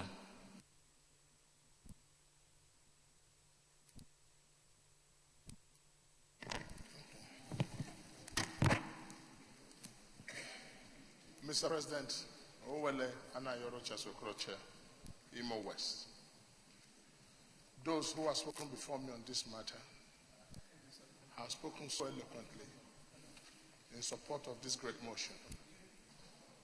But believe me, Mr. President, there's a correlationship between poverty and crime. And wherever you see a high level of crime, look beneath. There's a high level of poverty.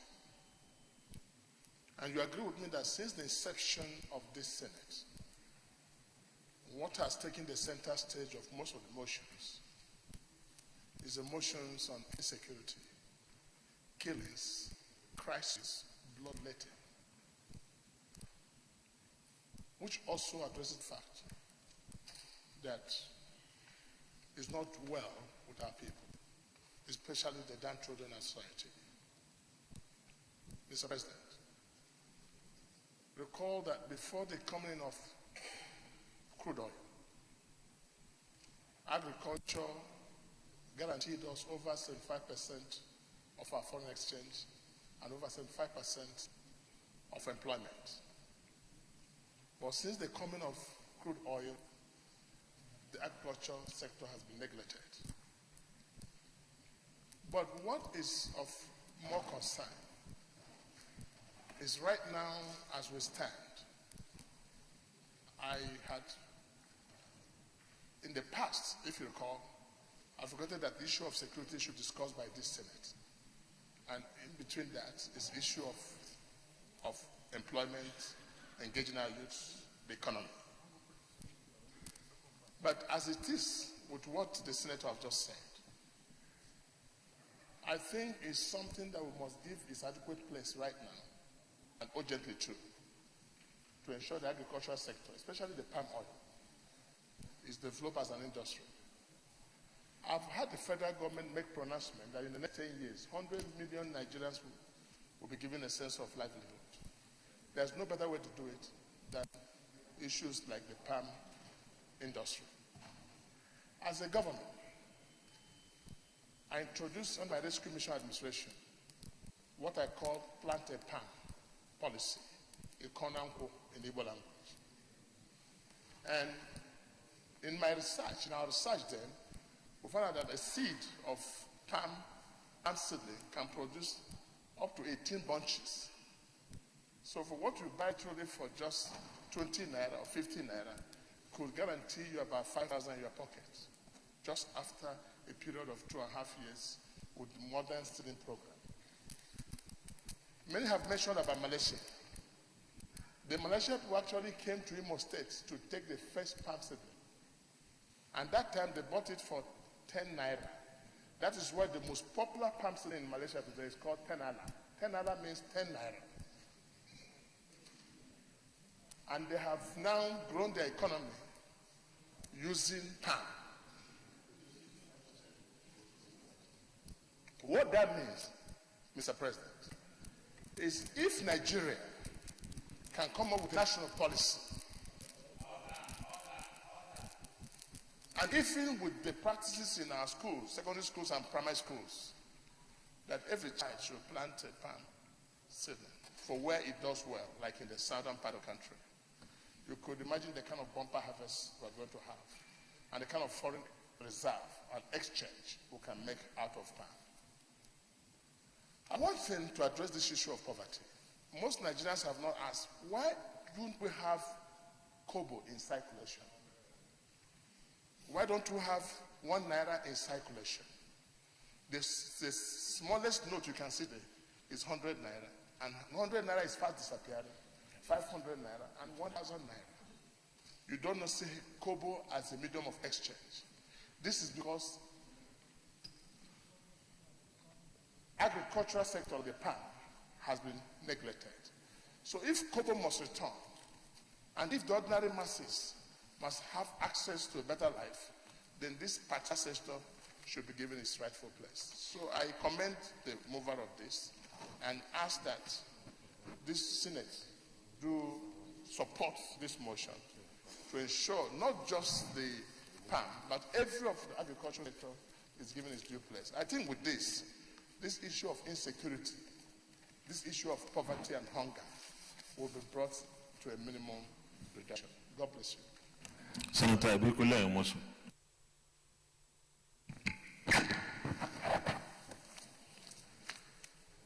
Thank you, Mr. President. Ibikunle Amosu, I represent Ogun Central. They are saying it's Governor's Club. There is only governors that are now speaking on this motion. Let me commend the mover of this motion and to join my colleagues to say that I think as a nation, we are our own enemies. Because clearly, palm oil, we know, it's not just about palm oil alone in the 50s and 60s. People have stressed it. Let me join them in saying that we know that our economy was very vibrant. Even in those days, they can't rival any economy in the world. And what are the things that we use? It was our prowess in agriculture. Of course, we know the groundnut pyramid of the north. We know what cocoa does for us. By extension, we know what palm oil that we're talking about, what it did for our economy then. But just like what the mover of the motion said, the advent of what I call crude oil, petroleum, of course, make all of us so lazy that we drop the ball. And in dropping that ball, ever since we dropped that ball, we have never been able to get out of that, what I call setback.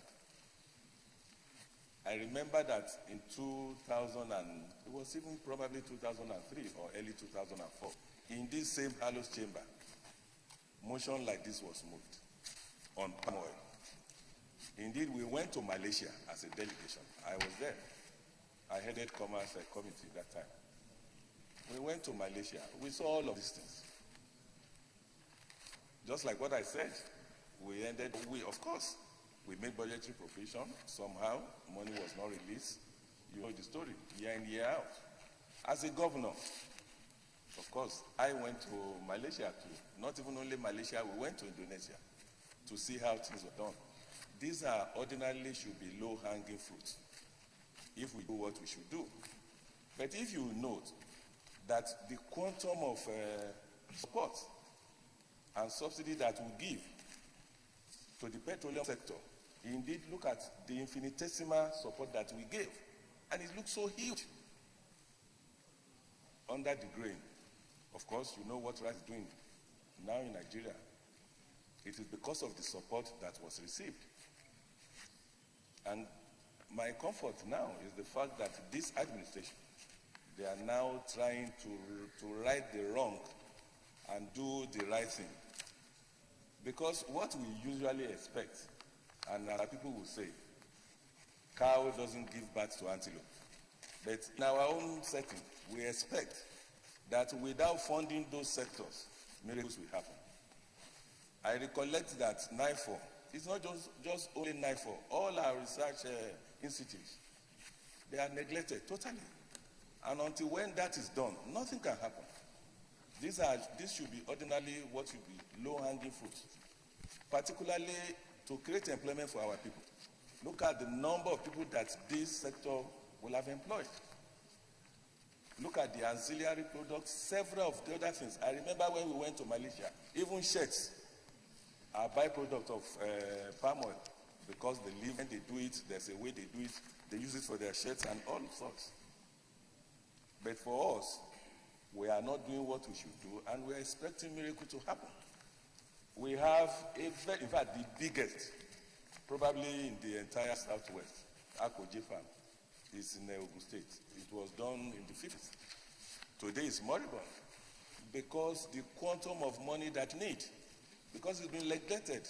This is a place we have maybe about over 10,000 buildings there for farm settlers. Those days, they were working very, very. So what I think we should do, beyond all what we will say here, is to follow it through.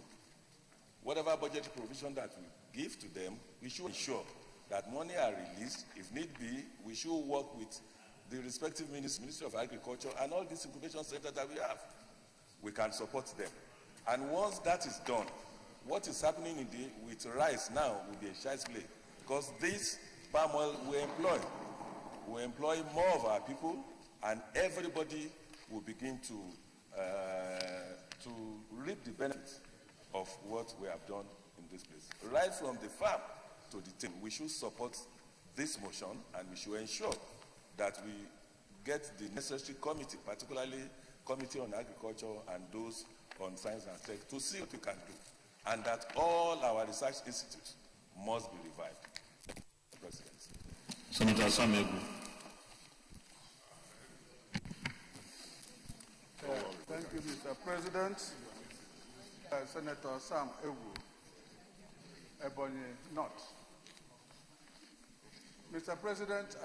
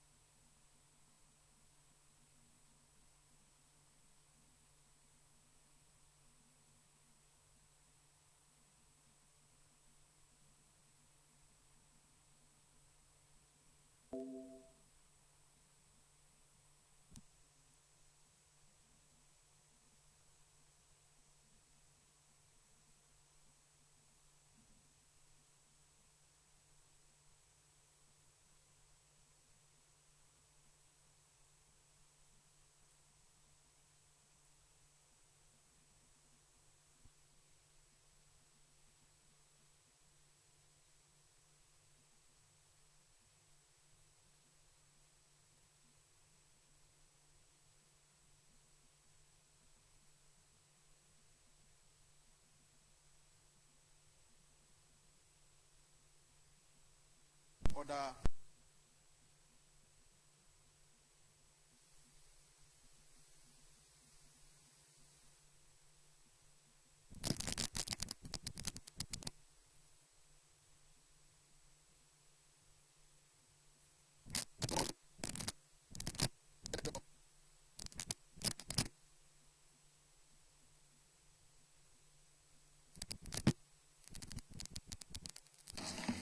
They are all dead, waiting to be buried. It is our duty as a Senate not to allow them to be buried because it forms a part of why we are here. We are not here alone because of petroleum product or gas, but Nigeria is a Greek base. I happen to be the past chairman of Cocoa Research Institute, and I'm speaking with authority that research institute, particularly all the 19 research institutes under the federal government, federal Ministry of Agric, they are all dead. The problems there are so numerous that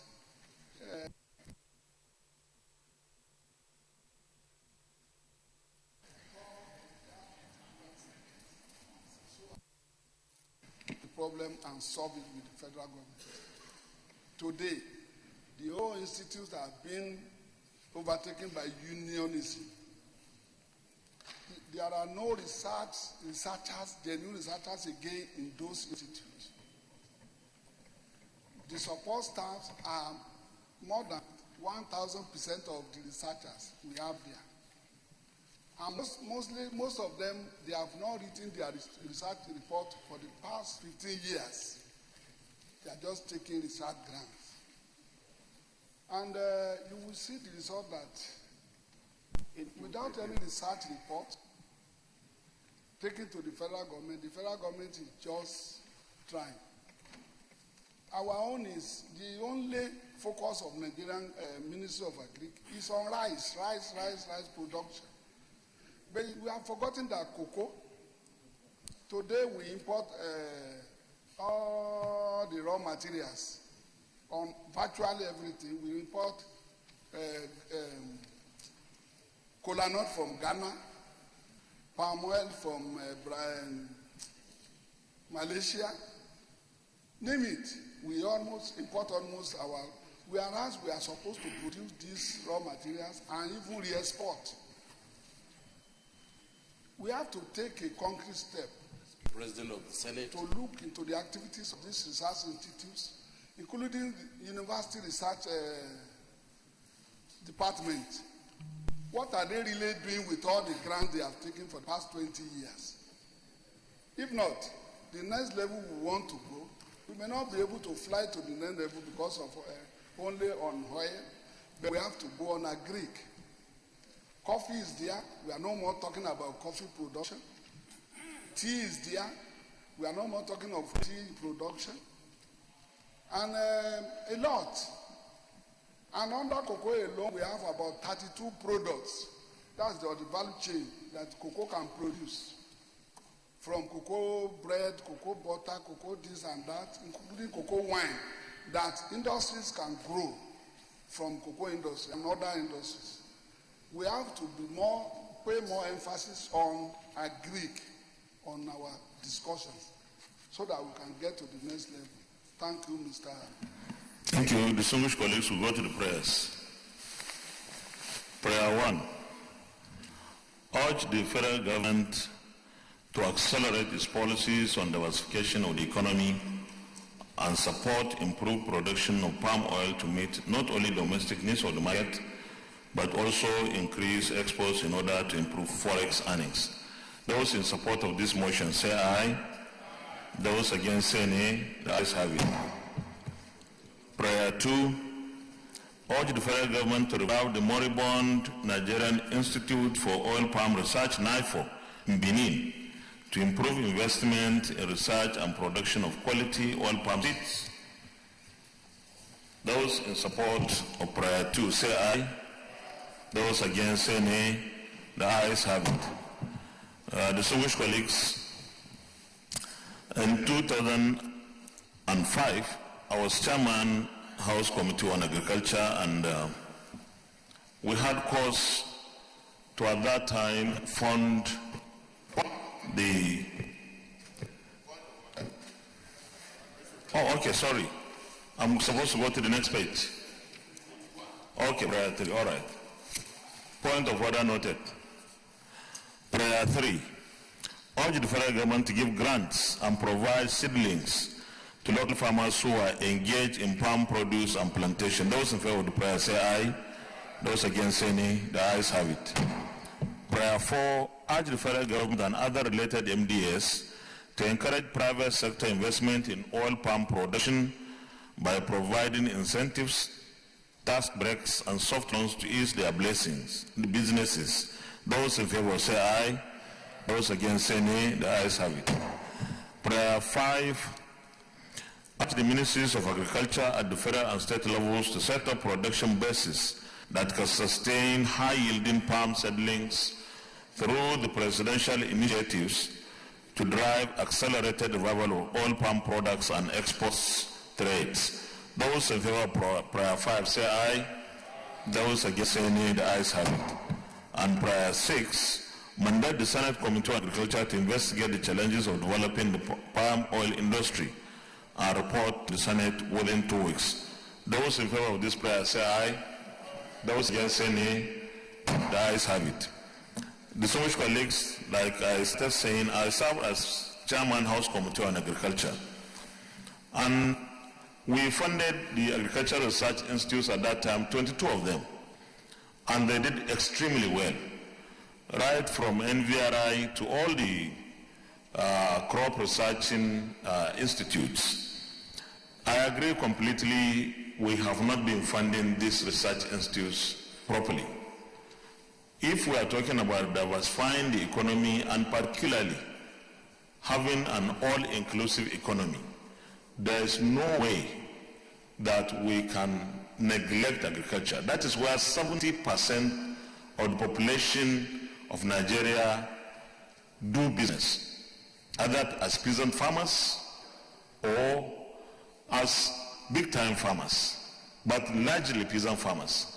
So if we have an economy that must work for everyone, we have to capture the agriculture sector.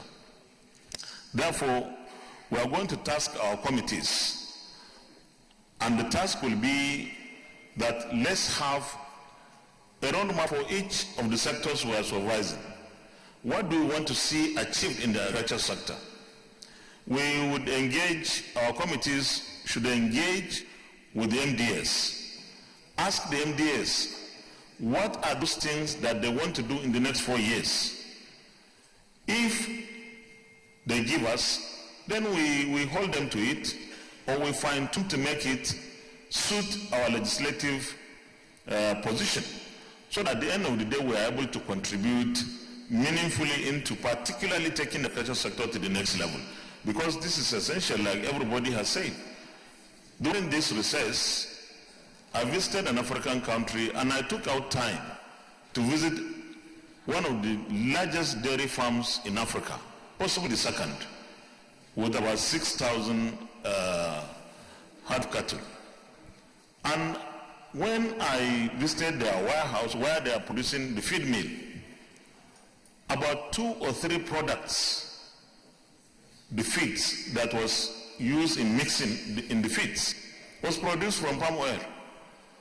And this is easy market for us, but we need to do more. we actually, as an assembly, would have to drive this process, because we shouldn't just sit back and wait until the ministers or the ministry say this is what they want to do. We should task them, push them to do something, and it should be very strategic rather than just a normal daily routine sort of supplying fertilizer to farmers and so on. No, we should be forward thinking and forward looking. So I believe that our Committee on Agriculture will take this challenge, and all other committees also in those areas they supervise and oversight. Senate Leader. Thank you, Mr. President. The second order of the day is a motion standing in the name of Senator Mpigi Barinada and 9 others on the deteriorating status of the police college located at Thai local government area of River State and its implication to rising insecurity in the state and the nation. Mr. President, you may wish to invite Senator Mpigi Barinada to move the motion. Thank you. Senator Barinada. Thank you, Mr. President and distinguished colleagues. My name is Mpigi Barinda. I represent the Rivers Southeast Senatorial Zone. I am from River State. The motion before us is the deteriorating status of the police college located at Thai local government area of River State and its implication to rising security in the state and the nation. This motion is being sponsored by myself and 9 other distinguished senators here. Conscious of its primary role in the preservation of the security, lives, and property of citizens, especially through its oversight functions on the activities and performance of security agencies and the police. Mr. President, aware that it was to ensure efficient security of lives and property of citizens through the institutions of a well-trained police force that led to the establishment of police colleges as branches of state police commands and charged with training of effective police officers for the prevention and detection of crimes, protections of lives and properties, preservation of law and order, due enforcement of laws and arrest of offenders, and such functions to be better performed within an environment provided within the enabling institutional infrastructure, equipment, serving, and other necessities befitting of the Nigerian Police Command. Mr. President, disturbed that the police college existing in Thai local government area of River State and which serves for the training of police officers from across the nation and has a special impact on the 7 local government areas that make up the River Southeast Senatorial District, the heart of River State and Nigeria's oil-producing industries, has become a hotbed of court violence, insecurity and militancy involving security agencies, and has been virtually abandoned at the brink of collapse, with ramshackle buildings, uninhabitable environment, poor staffing management, and other facilities that makes the college unfit habitation for police training and inadequate and required inductions of the best practices that equip police officers to perform creditably well in crime prevention, detection, safety, security, and general policing. Mr. President, worried that the police college at Thai local government area, River State, has been allowed to deteriorate virtually in all areas of its status, and if measured vis-a-vis its projected function, it is close to zero. The police college is therefore in steady degeneration, especially within the institutional setting, and through its poorly inducted officers training scattered in areas of police operations across the nation. And Mr. President, acknowledge that with this present state of the college, instead of being ready to train quality police officers or primed to check and combat insecurity, law and order inside local government and entire River State and the nation in general, it has itself become an urgent public insecurity concern. This situation makes it imperative that the ugly, decaying status of the college must be arrested timely and reversed for improved security of Rivers State and Nigeria in general. Mr. President, accordingly resolved as follows. Urge the Inspector General of the Nigerian Police to intervene in the deteriorating condition of the police college entire local government area of Rivers State as a matter of national security, to restore it to acceptable fit environment for office building facility, hospital and staffing complement worthy of a standard police college. Urge the Nigerian Police Office, Police and Service Commission to take adequate measures and inventory of police colleges in the nation to ensure that in all ramifications the standard meets acceptable global limits, especially as these colleges are the foundation grounds for efficient policing in the nation. Invite the Minister of Police Affairs Interior to address the Senate on the deteriorating conditions of the National Police College and the way forward in achieving a standardized training environment for police officers as a foundation stone to the nation's policing efficiency. And Mr. President, finally direct Senate Committee on Police Affairs to work with the police establishment, hastening the return of effective and adequate global standards, office facilities, environmental and health facilities, not only to the police college at Thai government, but to the entire police college in the nation. I so move, Mr. President. Senator George Thompson Sekibo.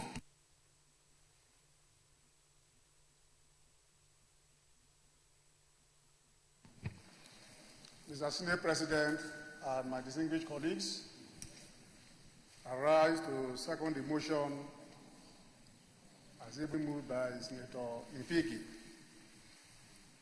Mr. President, in 2001, I had the opportunity of visiting that school for the first time. I think it's been established for over 25 years. I went there because the IG of police was coming to River State to visit the school officially. And the road that falls off from East-West Road to the school was terribly bad, that a four-wheel vehicle cannot reach there. And that was a clinic institute. So the River State government, through my office, gave some palliation and made the road passable for him to go to the place. Even at that time, if you go into the hostels, some of the rooms, the ceilings were caving in. That was 2001. And today we are in 2019. It's about 18 years ago. Now, about 4 months ago, I went to Thai, because it's just a neighboring local government to my LG and my community. I went to Thai and went through the school. Your Excellency, a normal human being who is alive should not be in that place. Not even training. I'm not talking about training. Just to stay there for 20 minutes. No roof on the buildings. The windows are all off. The road was bad. There was nothing to call it that made it a training institute or even a school. Now, my take is this. We have problems in this country, and most of the internal problems are to be handled by the police, members of the police force. And then, that is where they are trained. When they are training a person, few things you give to him. You gave him physical training, you gave him emotional training, you gave him spiritual training, and then you give him security training. The combination of these trainings will give him inspiration. Mr. Senior President, no policeman that will be trained here that will be inspired will ever be despaired. Despaired because where you are taking your training to go and save people, there is no hope. It was hopeless. Because the hope of every person in an institution is to finish the achievement in the institution and come to a beautiful world. But the world, the environment we are taking your training is so bad that it doesn't work all an institution. And I believe it may not be only the school in Tai. I know there are several training institutions of police in the country. If that is happening in Tai, it means that the same thing will be happening in other areas of the country. Look at, for instance, a whole National Assembly structure, 20 years, according to the leading of the Senate President, has not been giving rehabilitation for this long period. Now, that is where the highest lawmaking body is sitting to deliberate on behalf of all Nigerians. So imagine other institutions that are supposed to be on the lower level, carrying out assignment for the people of this country. So I think that the motion is very apt and is so needed. I sincerely want to appeal that our colleagues support it, and then we pass it with appropriate prayers, not only just for time, but for every other training institution, so that we train people that are inspired and not despaired. Thank you, Mr. President. Senator Matthew Rogide. Thank you, Mr. President. I'm Senator Matthew Rogide. I represent the South Central District. Mr. President, first let me thank you for the privilege you are giving to me to lend my very humble voice to this discussion. This motion that is being supported by me, Mr. President, is based on these recurring facts about the Nigerian Police Force vis-a-vis the Nigerian Police Service Commission. Mr. President, you will recall that during the regime of President Goodluck Jonathan, he made an unscheduled visit to the Nigerian Police College in Ikeja, Lagos, where he found a very disappointing training center for the police force. You know too that all the police training centers in Nigeria, the Woody Police Training College in Kano, the one in Oji River, somewhere in Anambra, or Enugu, the ones of course we are talking about now in Tai, local government, they all typify the same type and quality of a training center of Nigerian police. We are not discussing the infrastructure at these training centers. What is important is that this one has reflected on the quality and quantity of policemen that can be trained in this country. The fact that Nigeria is under police is no more, a controversial, a controvertible fact. Because the training centers are not good enough to train the required number of manpower that we need to police our own, the Nigerian space. The other thing, really, that this reflects on is the quality of training that the members of our police force, or those that are trainees in our police college, the quality of persons that are brought from these places that are ramshackle will tell you that the policemen you see on the street, it is because the environment in which they have been trained is not good enough for a proper training. Therefore, the quality of policemen or police officers that we have in Nigeria will certainly be the one that is below, expectation. Mr. President, I think virtually all of us in these chambers will have policemen. We have policemen attached to us. Now, it is not a hidden fact that we go out of our, out of our own magnanimity to assist them, even in teaching them. Many times they approach you, my uniform, they don't wear shoes. You go to the beats you see all around, and you look at a policeman that is dressed, you'll be sorry that this is a Nigerian police officer. You can see that when they are fitted, either they wear the shoes that are not the shoes that are not prescribed, or you see their uniform, the uniform of this one, the uniform of the other. I've had to question the budget of the Nigerian police that the assembly appropriates every year, what they do with it. I will be surprised that when you look at the budget, the line items, you will still see amounts that are approved by the National Assembly for these centers to be properly developed. So we ask the question, the money we appropriate to the Nigerian police force for one, the maintenance of their training centers, and for the kit of their personnel, what do they do with it? I think this is the time we have to ask that question. If we are talking of their training centers as centers that are not good enough, and it comes to the quality of the presentation of the police personnel, then we have a problem.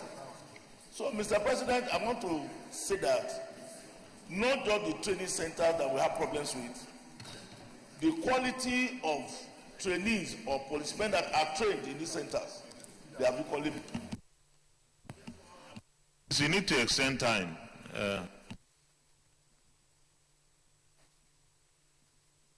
Senate Leader.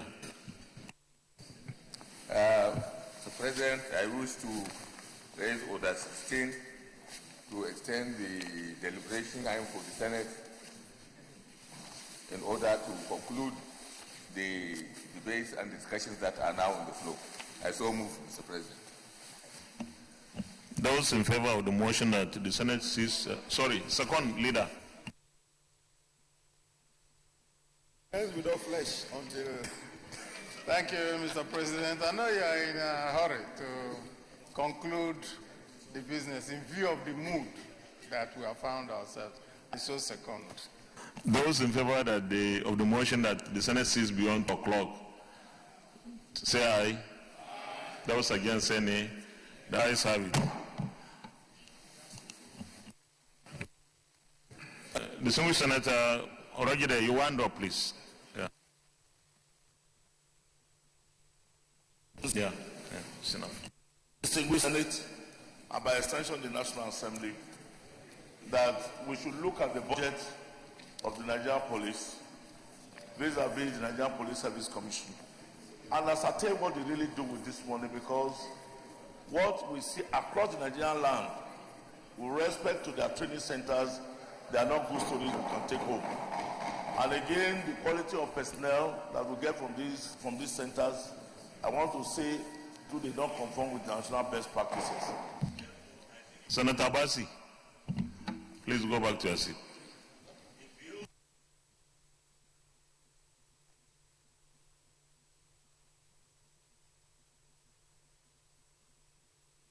Senator Idigan.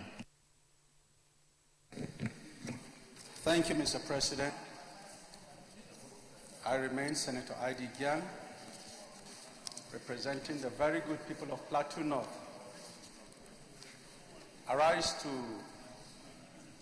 support this motion, which to me is critical in that it addresses the capacity and professional efficiency of the Nigerian police, which of course is dependent and contingent on the kind of training that the police is exposed to. And if we are talking of the training, the motion has eloquently raised the issue of the dilapidation of infrastructure in most of the training institutes and schools where our policemen are trained. Of course, it has been said that if you think that education is expensive, then you try ignorance. If we must get a modern police, then we must be willing and ready to invest in their training.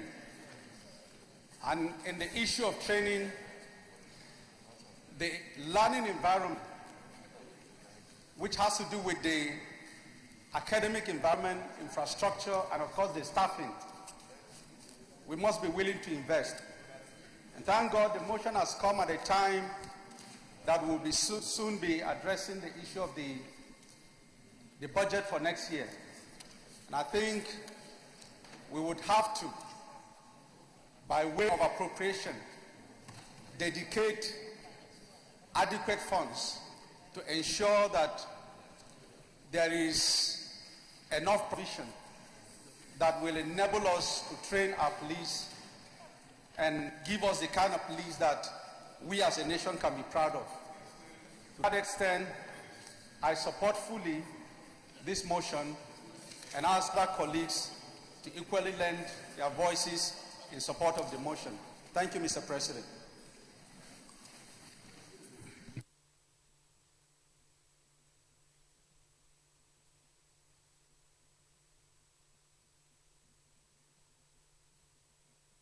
Distinguished colleagues, we go to the prayers.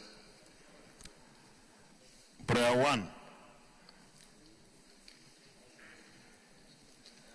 Urge the Inspector General of the Nigerian Police to intervene in the deteriorating condition of the police college in Tai local government area of Rivers State as a matter of national security to restore it to acceptable and fit environment with office building facilities, hospital and staffing complements worthy of a standard police college. Those in favor of this prayer say aye. Amen. Those against say nay. The ayes have it. Amen. Amendment. Thank you, Senate President. The amendment I want to put is urge the Inspector General of Police. Pardon? Distinguished, I thought you were waiting for number 2 because we have passed that one and you can only come through a substantive motion. Okay, I'm sorry. I will hear you next time. So prayer number 2, urge the Nigerian Police Service Commission to take adequate measures and inventory of police colleges in the nation to ensure that in all ramifications the standard meets acceptable global limits, especially as these colleges are the foundation grounds for efficient policing in the nation. Those in support of this prayer say aye. Those against say nay. The ayes have it. Prayer 3, invite the Minister of Police Affairs, Interior, to address the Senate on the deteriorating conditions of the nation's police colleges and the way forward in achieving a standardized training environment for police officers as foundation to the nation's policing efficiency. Those in favor of this prayer say aye. Those against say nay. The ayes have it.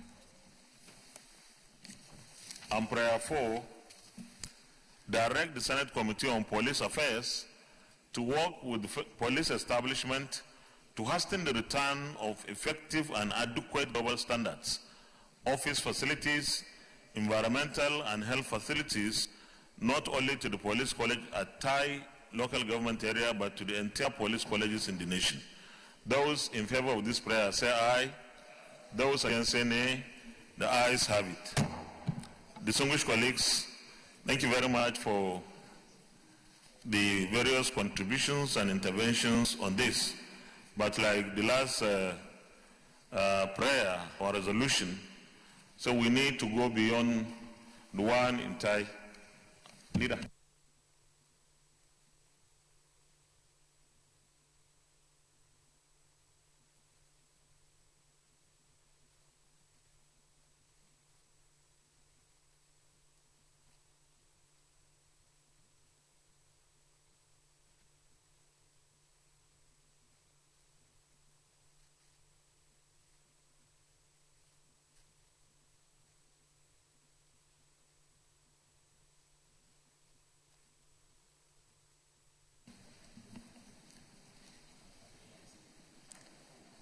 Leader of the Senate. Thank you, Mr. President.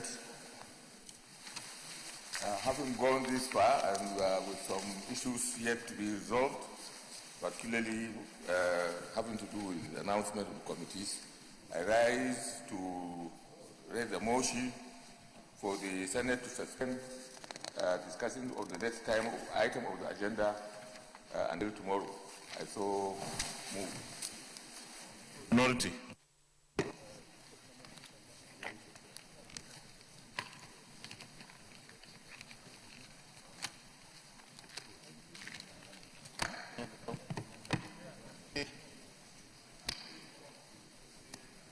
Second. Those in favor that the remaining item on the order paper be stood down till another legislative day say aye. Those against say nay. The ayes have it. Distinguished colleagues,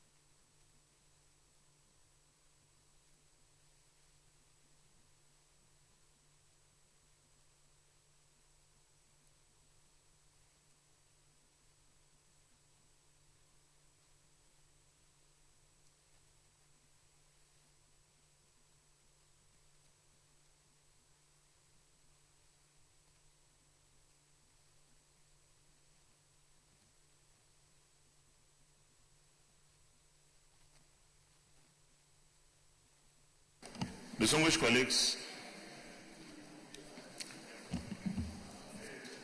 the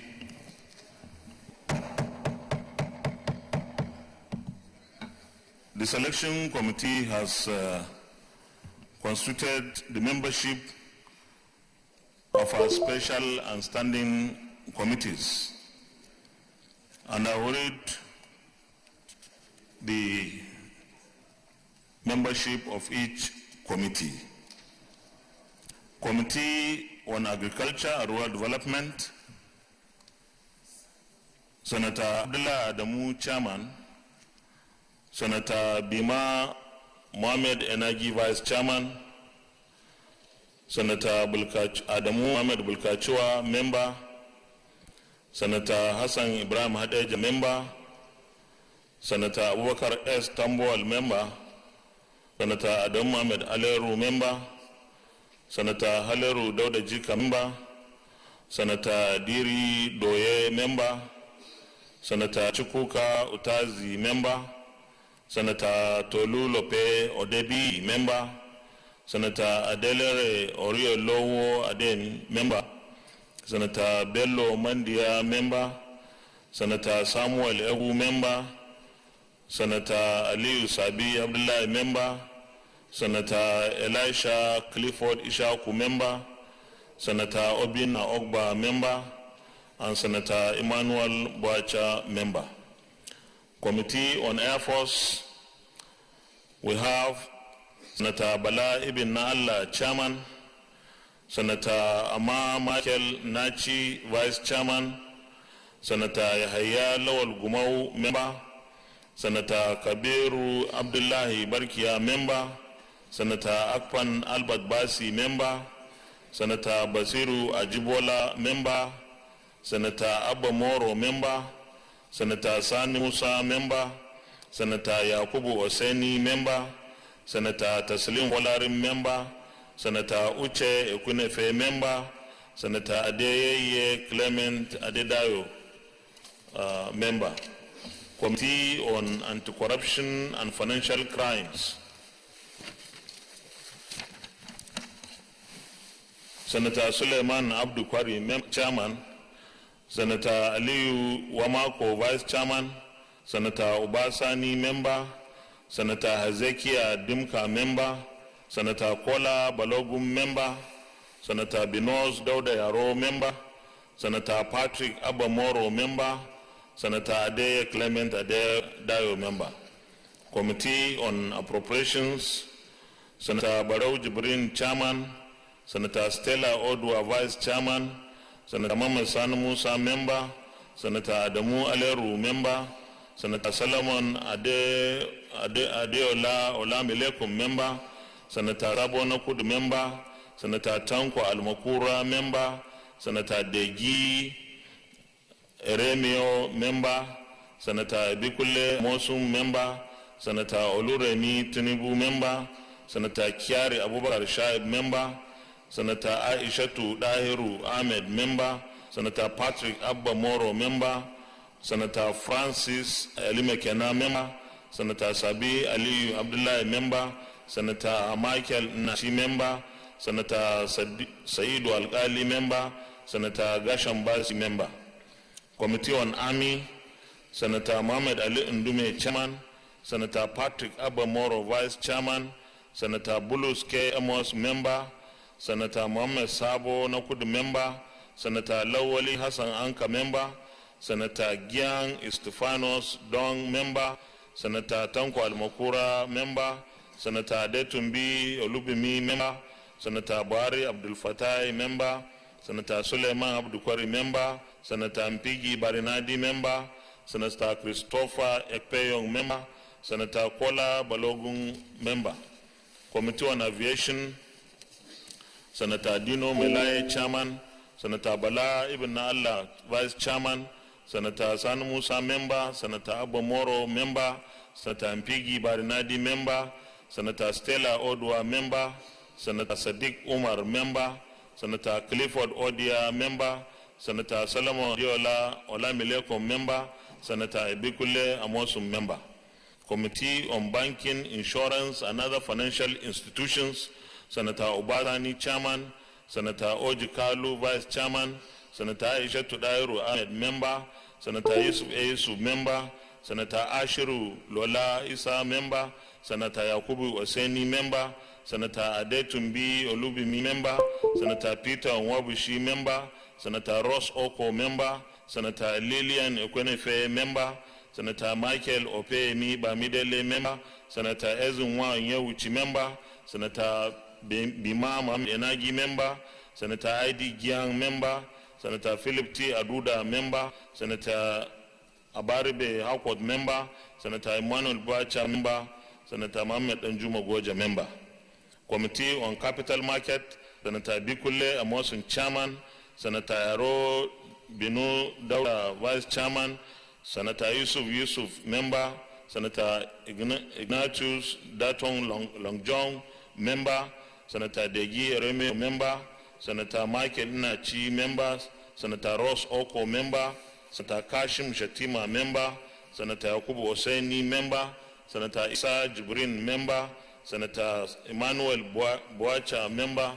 Committee on Communications, Senator Olorimi Tinubu, Chairman, Senator Ibrahim Bomai, Vice Chairman, Senator Obasani, Member, Senator Dumbel Achua, Member, Senator Oka Jeff Emmanuel Isa, Member, Senator Adey Clement Ededayo, Member, Senator Theodi Oji, Member, Senator Diri Doye, Member, Senator Sandy Ono, Member, Senator Opeyemi Bamidele, Member, Senator Abaribe Hawkwood, Member.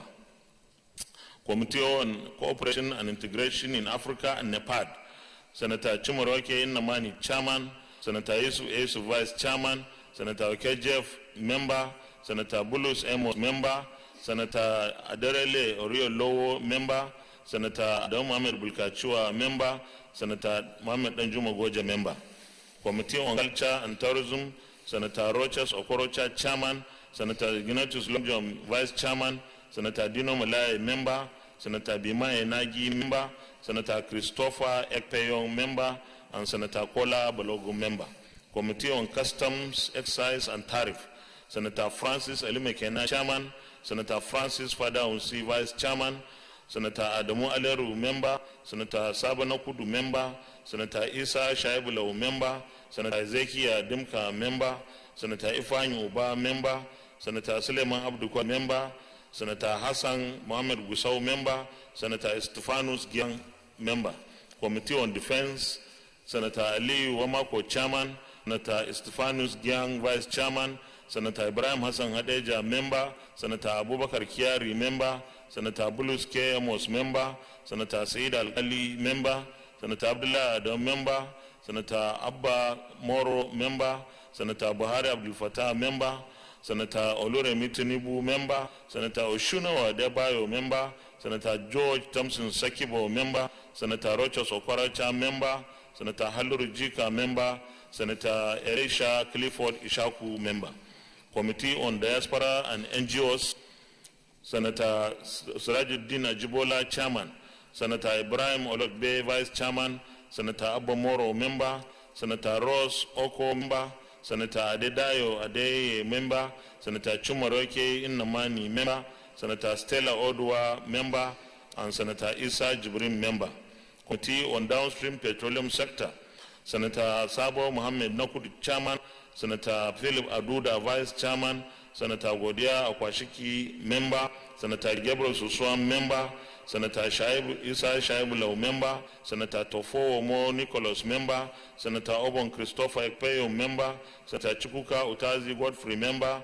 Senator Ifeanyi Uba, member. Senator Peme Michael Bamidele, member. Senator Ahmed Babakaita, member. Senator Basiri Surajuddin Ajibola, member. Senator Hayalo Gumau, member. Senator Stella Odua, member. Committee on Drugs, Narcotics and Financial Crimes, Senator Ezekiel Dimka, chairman. Senator Chumaroke Namani, vice chairman. Senator Francis Fadaunsi, member. Senator Clifford Odia, member. Senator Ibrahim Gobir, member. Senator Hassan Lawal Anka, member. Senator Yahya Ibrahim Olorogbe, member. Committee on Ecology and Climate Change, Senator Hassan Mohammed, chairman. Senator Olubimi Adetumbi, vice chairman. Senator Godia Okwashiki, member. Senator Mpigi Bari Nada, member. Senator Olelekong Mustafa, member. Committee on Education, Basic and Secondary, Senator Ibrahim Gaidam, chairman. Senator Ekon Eyakenyi, vice chairman. Senator Aliyu Maga Takadawa Mako, member. Senator Ibrahim Shekarau, member. Senator Sadiq Suleiman Umar, member. Senator Tanko Almakura, member. Senator Halluru Dauda Jika, member. Senator Kashim Ibrahim Shatima, member. Senator Ross Oko, member. Senator Obinna Ogba, member. Senator Ocha Sokorocha, member. Senator Edelere Oriolowo, member. Senator Kola Balogun, member. And Senator Robert Borfes, member. Committee on Employment, Labor and Productivity, Senator Benjamin Wajumogu, chairman. Senator Abdullah Kabir Barkia, vice chairman. Senator Obasani, member. Senator Bima Mohammed Enagi, member. Senator Yaro Binos Dauda, member. Senator Rija Fo Lawrence, member. Senator Oluremi Tunibu, member. Senator Ezenwa Onyewuchi, member. Senator Mohammed Njumo Goje, member. Senator Borofes, member. Committee on Environment, Senator Ike Ikwaramadu, former DSP, chairman. Senator Ibrahim Hassan Hadeja, vice chairman. Senator Estefanus Jang, member.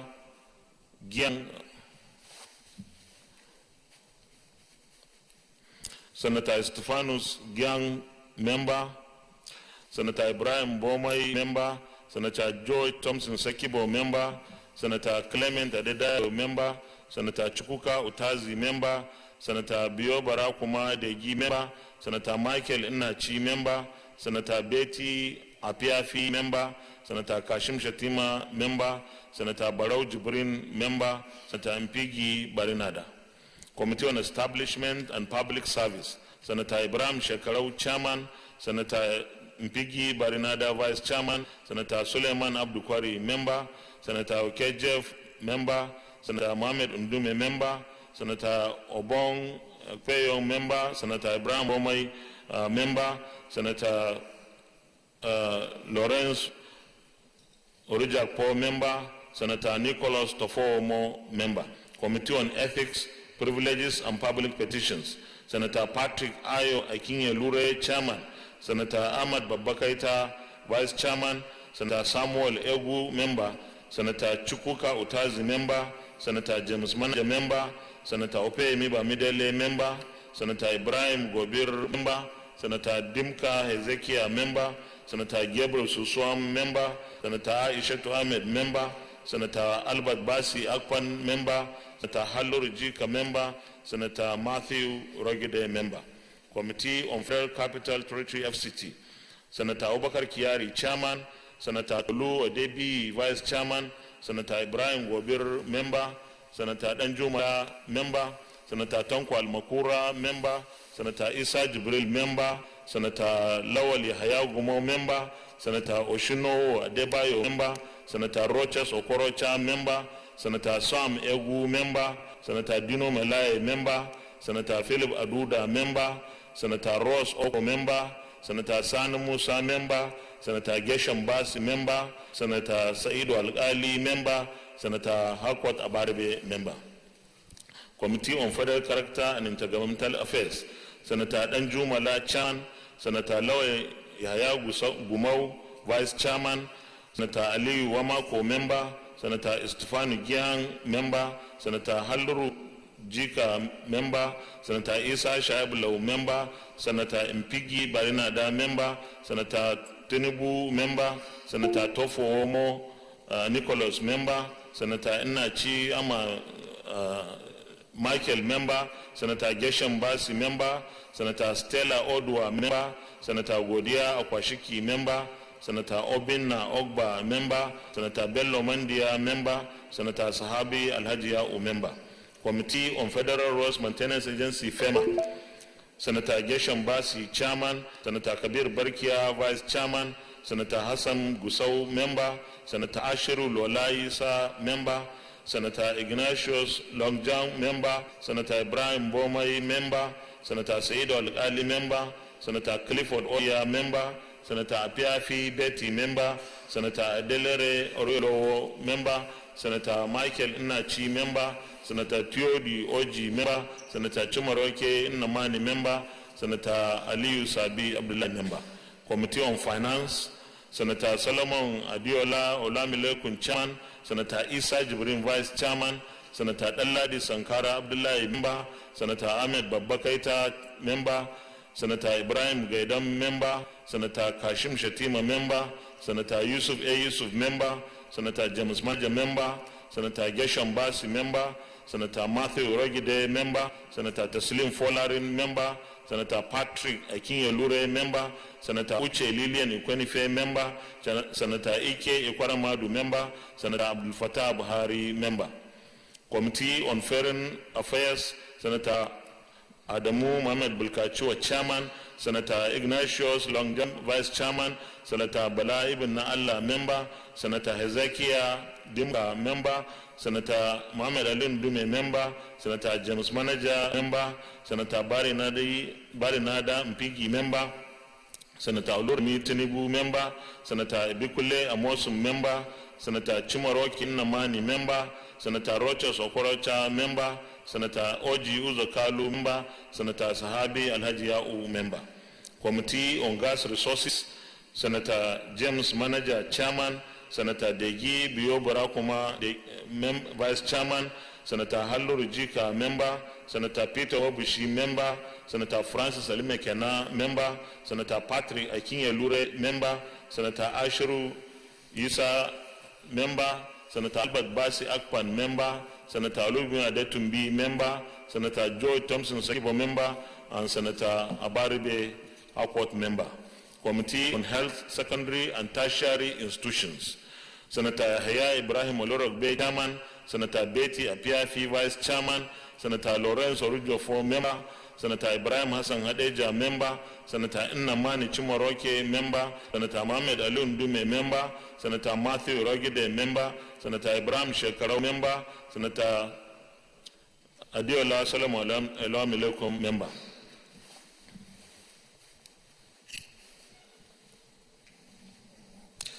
Committee on Housing, Senator Samuel Egu, Chairman, Senator Ashiru Lola Isa, Vice Chairman, Senator Kabir Gai Ibrahim, Member, Senator Isa Jibril, Member, Senator Kashim Shatima, Member, Senator Francis Alime Kena, Member, Senator Patrick Akinyelure, Member, Senator Abubakar Shehu Tambuwal, Member, Senator Kwanye Yakin, Member, Senator Matthew Rogide, Member, and Senator Danjumala, Member. Committee on ICT and Cybercrime, Senator Yakubu Oseni, Chairman, Senator Abdul Fattah Buhari, Vice Chairman, Senator Ibrahim Hassan Hadeja, Member, Senator Okejef member. Senator Halluru Jika, member. Senator Francis Ezenwa Onyewuchi, member. Committee on INEC. Senator Kabir Ga, chairman. Senator Sahabia, vice chairman. Senator Ahmad Babakaita, member. Senator Bala Ibn Na'Allah, member. Senator Giang Estefanos, member. Senator Haya Gumau, member. Senator Lawrence Orijafo, member. Senator Ope Miba Midele, member. Senator Taslim Folarin, member. Senator Ike Ikwaramadu, member. Senator Abubakar Kiari, member. Senator Sadiq Suleiman Umar, member. And Senator Ibrahim Shekarau, member. Committee on Industries, Senator Oshino Sikiru Adebayo, chairman. Senator Said Al-Ali, vice chairman. Senator Jibrin Barau, member. Senator Ibrahim Hassan Hadeja, member. Senator Adam Mohamed Bulkacho, member. Senator Peter Wabushi, member. Senator Danjumala, member. Senator Christopher Ekpeyo, member. And Senator Tolu Odebi, member. Committee on Information and National Orientation, Senator Dalladi Abdullahi Sankara, chairman. Senator Nye Uchi Francis, vice chairman. Senator Lawal Anka, member. Senator Dino Malai, member. Senator Yero Dauda, member. Senator Clement Adedayo, member. Senator Ezenwa Nyowichi, member. Senator Emmanuel Bacha, member. Committee on Interior, Senator Kashim Shatima, chairman. Senator Diri Dawe, vice chairman. Senator Kabir Ga, member. Senator Anjumala, member. Senator Ali Wamako, member. Senator Patrick Abamoro, member. Senator Estefanos Giang, member. Senator Ibrahim Gaidam, member. Senator Betty Apiafi, member. Senator Olele Kom Mustafa, member. Senator Joe Thompson Sakiba, member. Senator Adetumbi, member. Aliyu Sabi, Senator Abdullahi Aliyu Sabi, member. Senator Elisha Clifford Ishaku, member. Senator Sadiq Suleiman Umar, member. Committee on Parliamentary Affairs, Senator Akwashiki Godia, chairman. Senator Patrick Abamoro, vice chairman. Senator Taslim Folarin, member. Senator Lawali Anka, member. Senator Abubakar Kiari, member. Senator Adamu Leru, member. Senator Adiola Olamileko, member. Senator Barau Jibin, member. Senator Opeyemi Bamidele, member. Committee on Judiciary, Human Rights and Legal Matters, Senator Opeyemi Bamidele, chairman. Senator Maya Emmanuel Okejef, vice chairman. Senator Bala Ibn Na'Allah, member. Senator Abdullahi Adamu, member. Senator Aisha Tudairu Ahmed, member. Senator James Manager, member. Senator Lawrence Orajifo, member. Senator Bashir Surajudin Ajibola, member. Senator Chukuka Utazi, member. Senator Ike Ikramadu, member. Senator Gabriel Suswam, member. Senator Benjamin Uwajumogu, member. And Senator Ibrahim Hassan Hadeja, member. Committee on Land Transport, Senator Abdul Fattah Buhari, chairman. Senator Tofo Mo Nicholas, vice chairman. Senator Kabir A. Barkia, member. Senator Isa Jibrin, member. Senator Estefanos Giang, member. Senator Lawal Yahaya Gumau, member. Senator Shuaibu Isa Law, member. Senator Yakinyi Akon Etim, member. Senator Sandy Ono Ojam, member. Senator Chumaroke Inmani, member. Senator Mohamed Adam Bulkachua, member. Committee on Legislative Compliance, Senator Aderele Ademi Oriolo, chairman. Senator Aliyu Sabi Abdullahi, vice chairman. Senator Yahya Abdullahi, member. Senator Gesham Basi, member. Senator Stella Odwa, member. Senator Aisha Tairu, member. Senator Betty Apiafi, member. Committee on Local Content, Senator Taslim Folarin, chairman. Senator Sabi Ali Abdullahi, vice chairman. Senator Ibrahim Gobir, member. Senator Bello Mdia, member. Senator Sadiq Umar, member. Senator Alin Dume, member. Senator Christopher Ekpeyo, member. Senator Lawrence Orijafo, member. Senator Solomon Adiola, member. Senator Obinna Ogba, member. Senator Ifeanyi Uba, member. Senator Yakubu Oseni, member. Senator Oriolo Aderele Ade, member. Senator Mohamed Sabonokud, member. Senator Borofes, member. Committee on Local and Foreign Debt, Senator Clifford Odia, chairman. Senator Rima Mohammed Enagi, vice chairman. Senator Obasani, member. Senator Sani Musa, member. Senator George Thompson Sekibo, member. Senator Orio Lowo Aderele, member. Senator Joseph Obinna Ogba, member. Senator Francis Alimekena, member. Senator Ibrahim Yahya Olorogbe, member, and Senator Lawal Hassan Anka, member.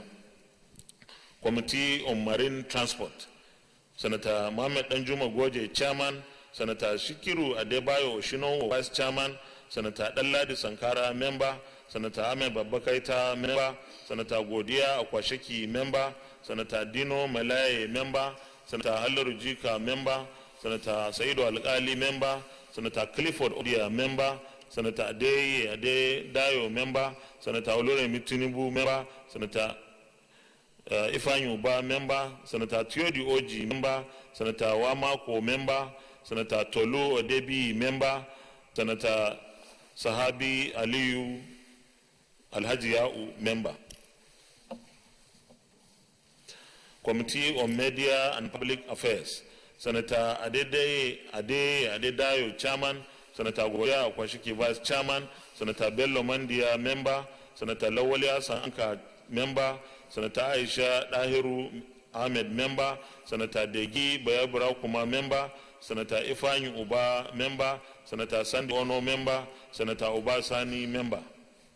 Committee on National Identity and National Population, Senator Saidu Al-Kali, chairman, Senator Suleiman Abdukwari, vice chairman, Senator Bima Mohamed Enagi, member, Senator Shaib Isa Lau, member, Senator Olele Kom Mustafa, member, Senator Dio Melaye, member.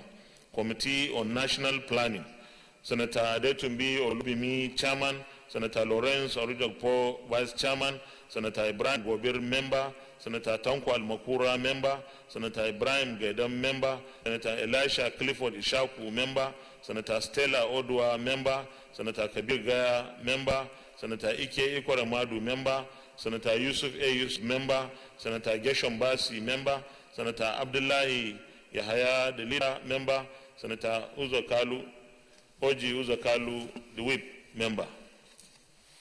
Committee on National Security and Intelligence, Senator Ibrahim Gobir, chairman, Senator Chukuka Utazi, vice chairman, Senator Ibrahim Shekarau, member, Senator Kashim Shatima, member, Senator Halurika, member, Senator I.D. Giang, member, Senator Gabriel Susua, member, Senator Albert Basi Akpan, member, Senator Peter Nwabushi, member, Senator Taslim Folari, member, Senator Francis Fada Unsi, member, Senator Bikule Amosu, member, Senator Ali Wamako, member, Senator Mohamed Goji, member, Senator Kabir Abdullahi Barkia, member, Senator Philip Aduda, member, Senator Oji Uzakalu, member. Committee on Navy, Senator George Thompson Sekibo, chairman, Senator Ishaku Cliff, vice chairman, Senator Anjumala, member, Senator Hassan Mohamed Gusau, member, Senator Ashiru Lola Isa, member, Senator Francis Elimekena, member, Senator Sandy Ono, member, Senator Oshino Adebayo, member, Senator Ezunwa Onyewuchi, member, and Senator Balana Allah, member. Committee on Niger Delta, Senator Peter Onwabushi, chairman, Senator Bulus Amos, vice chairman, Senator Kabir Gaya, member, Senator Ibrahim Mohamed Bomay, member, Senator Giang ID Giang, member, Senator Akon Eyakin, member, Senator Degi Remio, member, Senator James Manager, member, Senator Sunday Ono, member, Senator Nicholas Tofo Mo, member, Senator Rochos Okoracha, member, Senator Oji Uzokalu, member, Senator Matthew Rogide, member, Senator George Thompson Sekibo, member, Senator Saido Al-Ali, member, Senator Michael Ope Miba Midele, member, Senator Borofes, member, Senator Baribe, member, Senator Ike Ikwaramadu, member, and Senator Ezunwa Onyewuchi, member.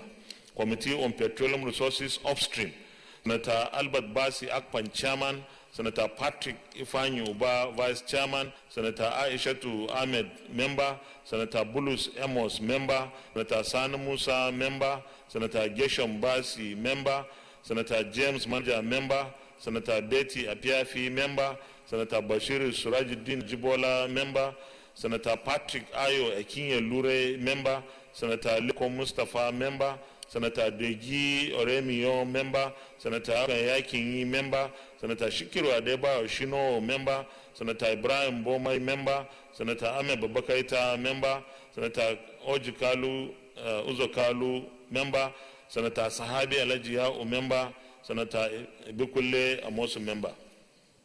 Committee on Police Affairs, Senator Halluru Jikam, chairman. Senator Obakar Shehu Tambowal, vice chairman. Senator Kabiru Barkia, member. Senator Hassan Mohamed Gusau, member. Senator Ibrahim Mohamed Bomay, member. Senator Dimka Ezekia, member. Senator Tonko Almakura, member. Senator Diri Doye, member. Senator Sandy Ono, member. Senator Patrick Akinyelure, member. Senator Obinna Ogba, member. Senator Jibrim Barrow, member. Senator Dino Melaye, member. Senator Bello Mandia, member. Senator Emmanuel Boacha, member. Senator Ike Ikwaremadu, member. Committee on Poverty Alleviation, Senator Yahya Lawal Gusau, chairman. Senator Michael Inachi, vice chairman. Senator Lowell Hassan Anka, member. Senator Cliff Elisha Ishaku, member. Senator Christopher Ekpeyong, member. Senator Buhari Abdul Fattah, member. Senator Rochas Okorocha, member. Committee on Power, Senator George T. Suswam, chairman. Senator Enie Hakot Abare, vice chairman. Senator Ahmad Babakaita, member. Senator Bala Ibn Nalla, member. Senator Abubakar Kiari, member. Senator Muhammad Danjuma Goji, member. Senator Long John Ignatius, member. Senator James Manager, member. Senator Geshom Basi, member. Senator Francis Fadaunsi, member. Senator Kola Balogun, member. Senator Oji Theodi, member. Senator Sabi Ali Abdullahi, member. Senator Benjamin Uwajumogu, member. Senator Oji Uzakalu, member. Senator Philip Aduda, member. Committee on Primary Healthcare and Communicable Diseases, Senator Chukuka Utazi, chairman. Senator Sadiq Suleiman Umar, vice chairman. Senator Obakar Shehu Tambuwal, member. Senator Yahya Ibrahim Olurabe, member. Senator Yaro Binos Dauda, member. Senator Matthew Rogide, member. Senator Theodi Oji, member. Committee on Privatization, Senator Theodi Oji, chairman. Senator Adele Royo Lowo, vice chairman. Senator Dalladi Sankara, member. Senator Robi North Dauda, member. Senator Isa Jibrin, member. Senator Diri Doye, member. Committee on Public Accounts, Senator Matthew Rogide, chairman. Senator Ibrahim Hassan Hadeja, vice chairman. Senator Lola Isa Ashiru, member. Senator Hassan Mohamed Gusau, member. Senator Lawal Yahya Gumau, member. Senator Gabriel Susua, member. Senator Ibrahim Yahya Olorogbe, member. Senator Bikulle Amosu, member. Senator Akinyelure Patrick Ayo, member. Senator Michael Inachi, member. Senator Bio Barakuma Degi, member. Senator Ibrahim Gayam, member. Senator Uche Lilian Ekwenefe, member. Senator Suleiman Abdukwari, member. Senator Bulus K. Amos, member. Committee on Public Procurement, Senator Shaib Law Isa, chairman. Senator Lola Ashiru, vice chairman. Senator Alun Dume, member. Senator Ibrahim Yahya Olurogbe, member. Senator Okon Eyakinyi, member. Senator Kola Balogun, member. Senator Tolu Adebi, member. Senator Lilian Ude Ukwenefe, member. Senator Yakubu Oseni, member. And Senator Ibrahim Shekarau, member. Committee on Rules and Business, Senator Sadiq Suleiman Umar, chairman. Senator Yahya Abdullahi, the leader, vice chairman. Senator Suleiman Abdukwari, member. Senator Abubakar Kiari, member. Senator Adetumbi Olugumi, member. Senator Emmanuel Okejev, member. Senator Nicholas Tofo Omo, member. And Senator Betty Apiafi, member. Committee on Science and Technology, Senator Uche Lilian Ekwefe, chairman. Senator Robert Ajayi Borofes, vice chairman. Senator Ibrahim Hassan Hadeja, member. Senator Clifford Odia, member. Senator Solomon Adeola Olamilekun, member. Senator Ezenwa Onyewuchi, member. And Senator Obinna Ogba, member. Selection Committee has Senator Ahmed Lawan, chairman. Senator Omo Ogege, vice chairman. Senator Yahya Abdullahi, member. Senator Kalu Uzo Kalu, member. Senator Borofes Ajayi, member. Senator Abdullahi Aliu Sabi, member. Senator Baribe, member. Senator Aduda, member. Senator Buacha Emmanuel, member. And Senator Alhaji Ya'u Sahabi, member. Committee on Senate Services. Senator Sani Musa, chairman.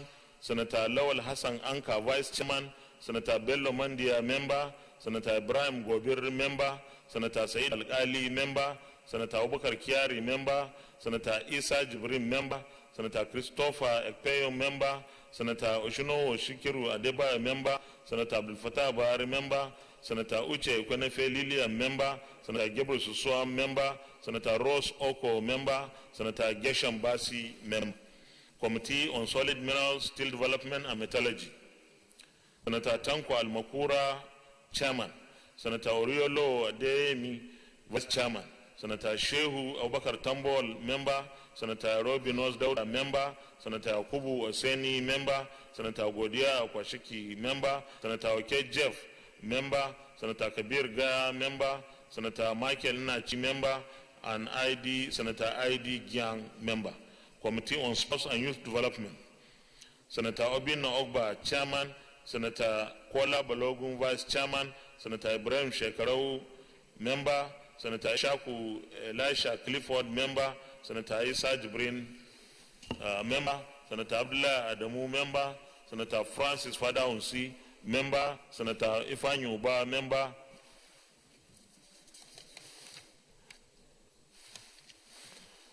Senator Ifanyu Uba, member. Committee on States and Local Governments. Senator Lekon Mustafa, chairman. Senator Francis Onyewuchi Ezinwa Onyewuchi should be vice chairman. Senator Hassan Mohammed Gusau, chairman, member. Senator OKJF, member. Senator Aliu Wamako, member. Senator Barrow Jibrin, member. Senator Lawal Hassan Anka, member. Senator George Thompson Sakibo, member. Committee on Special Duties. Senator Yusuf A. Yusuf, chairman. Senator Degi Biwarakuma, vice chairman. Senator Sabo Mohammed Nokudu, member. Senator Francis Fada Unsi, member. Senator Uche Lilian Ikwenife, member. Senator Alun Dume, member. Senator Haloru Jika, member. Senator Ibrahim Gaidam, member. Senator Elisha Clifford Ishaku, member. Senator Ojikalu, member. Committee on Sustainable Development Goals, SDGs. Senator Aishatu Ahmed, chairman. Senator Leko Mustafa, vice chairman. Senator Shaibu Lau, member.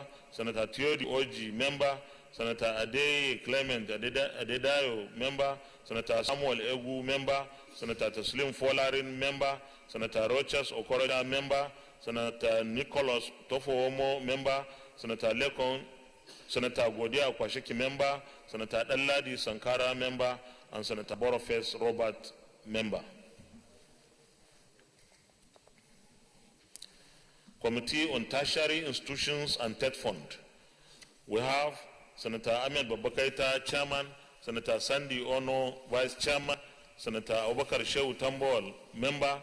Senator Loe Yagumo, member. Senator Ibrahim Gaidam, member. Senator Dimke Hezekiah, member. Senator Abdullah Adamu, member. Senator Clifford Odia, member. Senator Olori Mitunibu, member. Senator Tolu Odebi, member. Senator Samuel Egu, member. Senator Sabo Mohammed Nakudu, member. Senator Suleiman Abdukari, member. Senator Daladi Sankara, member. Senator Abaribe, member. And Senator Emmanuel Boacha, member. Committee on Trade and Investment. We have Senator Ross Oko, chairman. Senator Francis Fada Unsi, vice chairman. Senator Sabo Mohammed Nakudu, member. Senator Ubasani, member. Senator Yusuf A. Yusuf, member. Senator Tolu Odebi, member. Senator Ishaku Clifford, member. Committee on Water Resources. Senator Bello Mandia, chairman. Senator Christopher Ekpeyon, vice chairman. Senator Adamu Aleru, member. Senator Dallad Abdullah Sankara, member. Senator Abubakar Shehu Tambol, member. Senator Danjuma Goje, member. Senator Bima Mohammed Enagi, member. Senator Long John Ignatius, member. Senator Kola Balogun, member. Senator Leko Mustafa, member. Senator Samuel Egu, member. Senator Kalu Oji, member. Senator Godia Okwasheki, member. Senator Sani Musa, member. Senator Aduda, member. and Senator Sahabi Ya'u member. Committee on Women Affairs,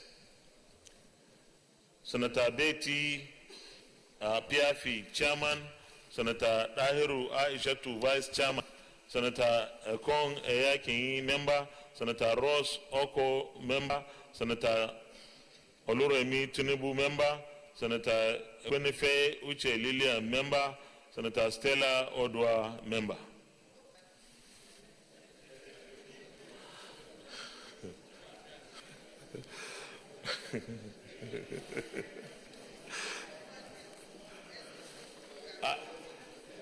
Committee on Works.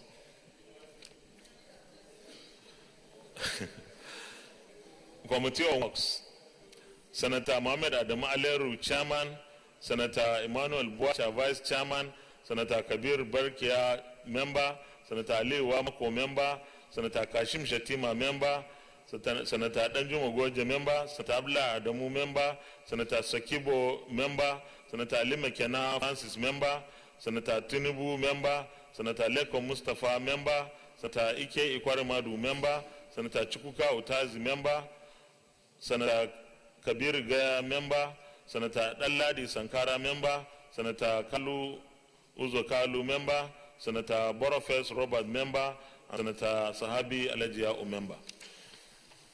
Distinguished colleagues, this completes the list of membership of all our 70 standing and special committees. I will at this stage pray that our committees will work so hard, and we are already primed for that, to ensure that we provide the legislative interventions that are required to enhance the performance of the various MDS that will be oversighting. These committees will do our best as a leadership to support the leadership, the committees, to ensure that our committees perform optimally. Our committees remain the engine room of the activities of the Senate, and therefore we expect that we will carry and conduct our oversight functions very, very well, and we will also introduce the presentation of reports of oversight in plenary. We pray that this will make us all understand what happens in various sectors. We can be members of maybe 7 or 8 committees, but there are so many things that will be happening in our economy or in our country, and we need to know. Every one of us should be up to speed with what is going on in every part of the sectors that we supervise as an assembly. And therefore, it will be a good practice that when our committees conduct oversight, that the oversight reports are presented before the plenary session of the Senate. Thank you very much. I wish all of us the best of luck in our endeavor. With this, I move that this Senate do adjourn till tomorrow, the 25th of September 2019 at 10 a.m. prompt.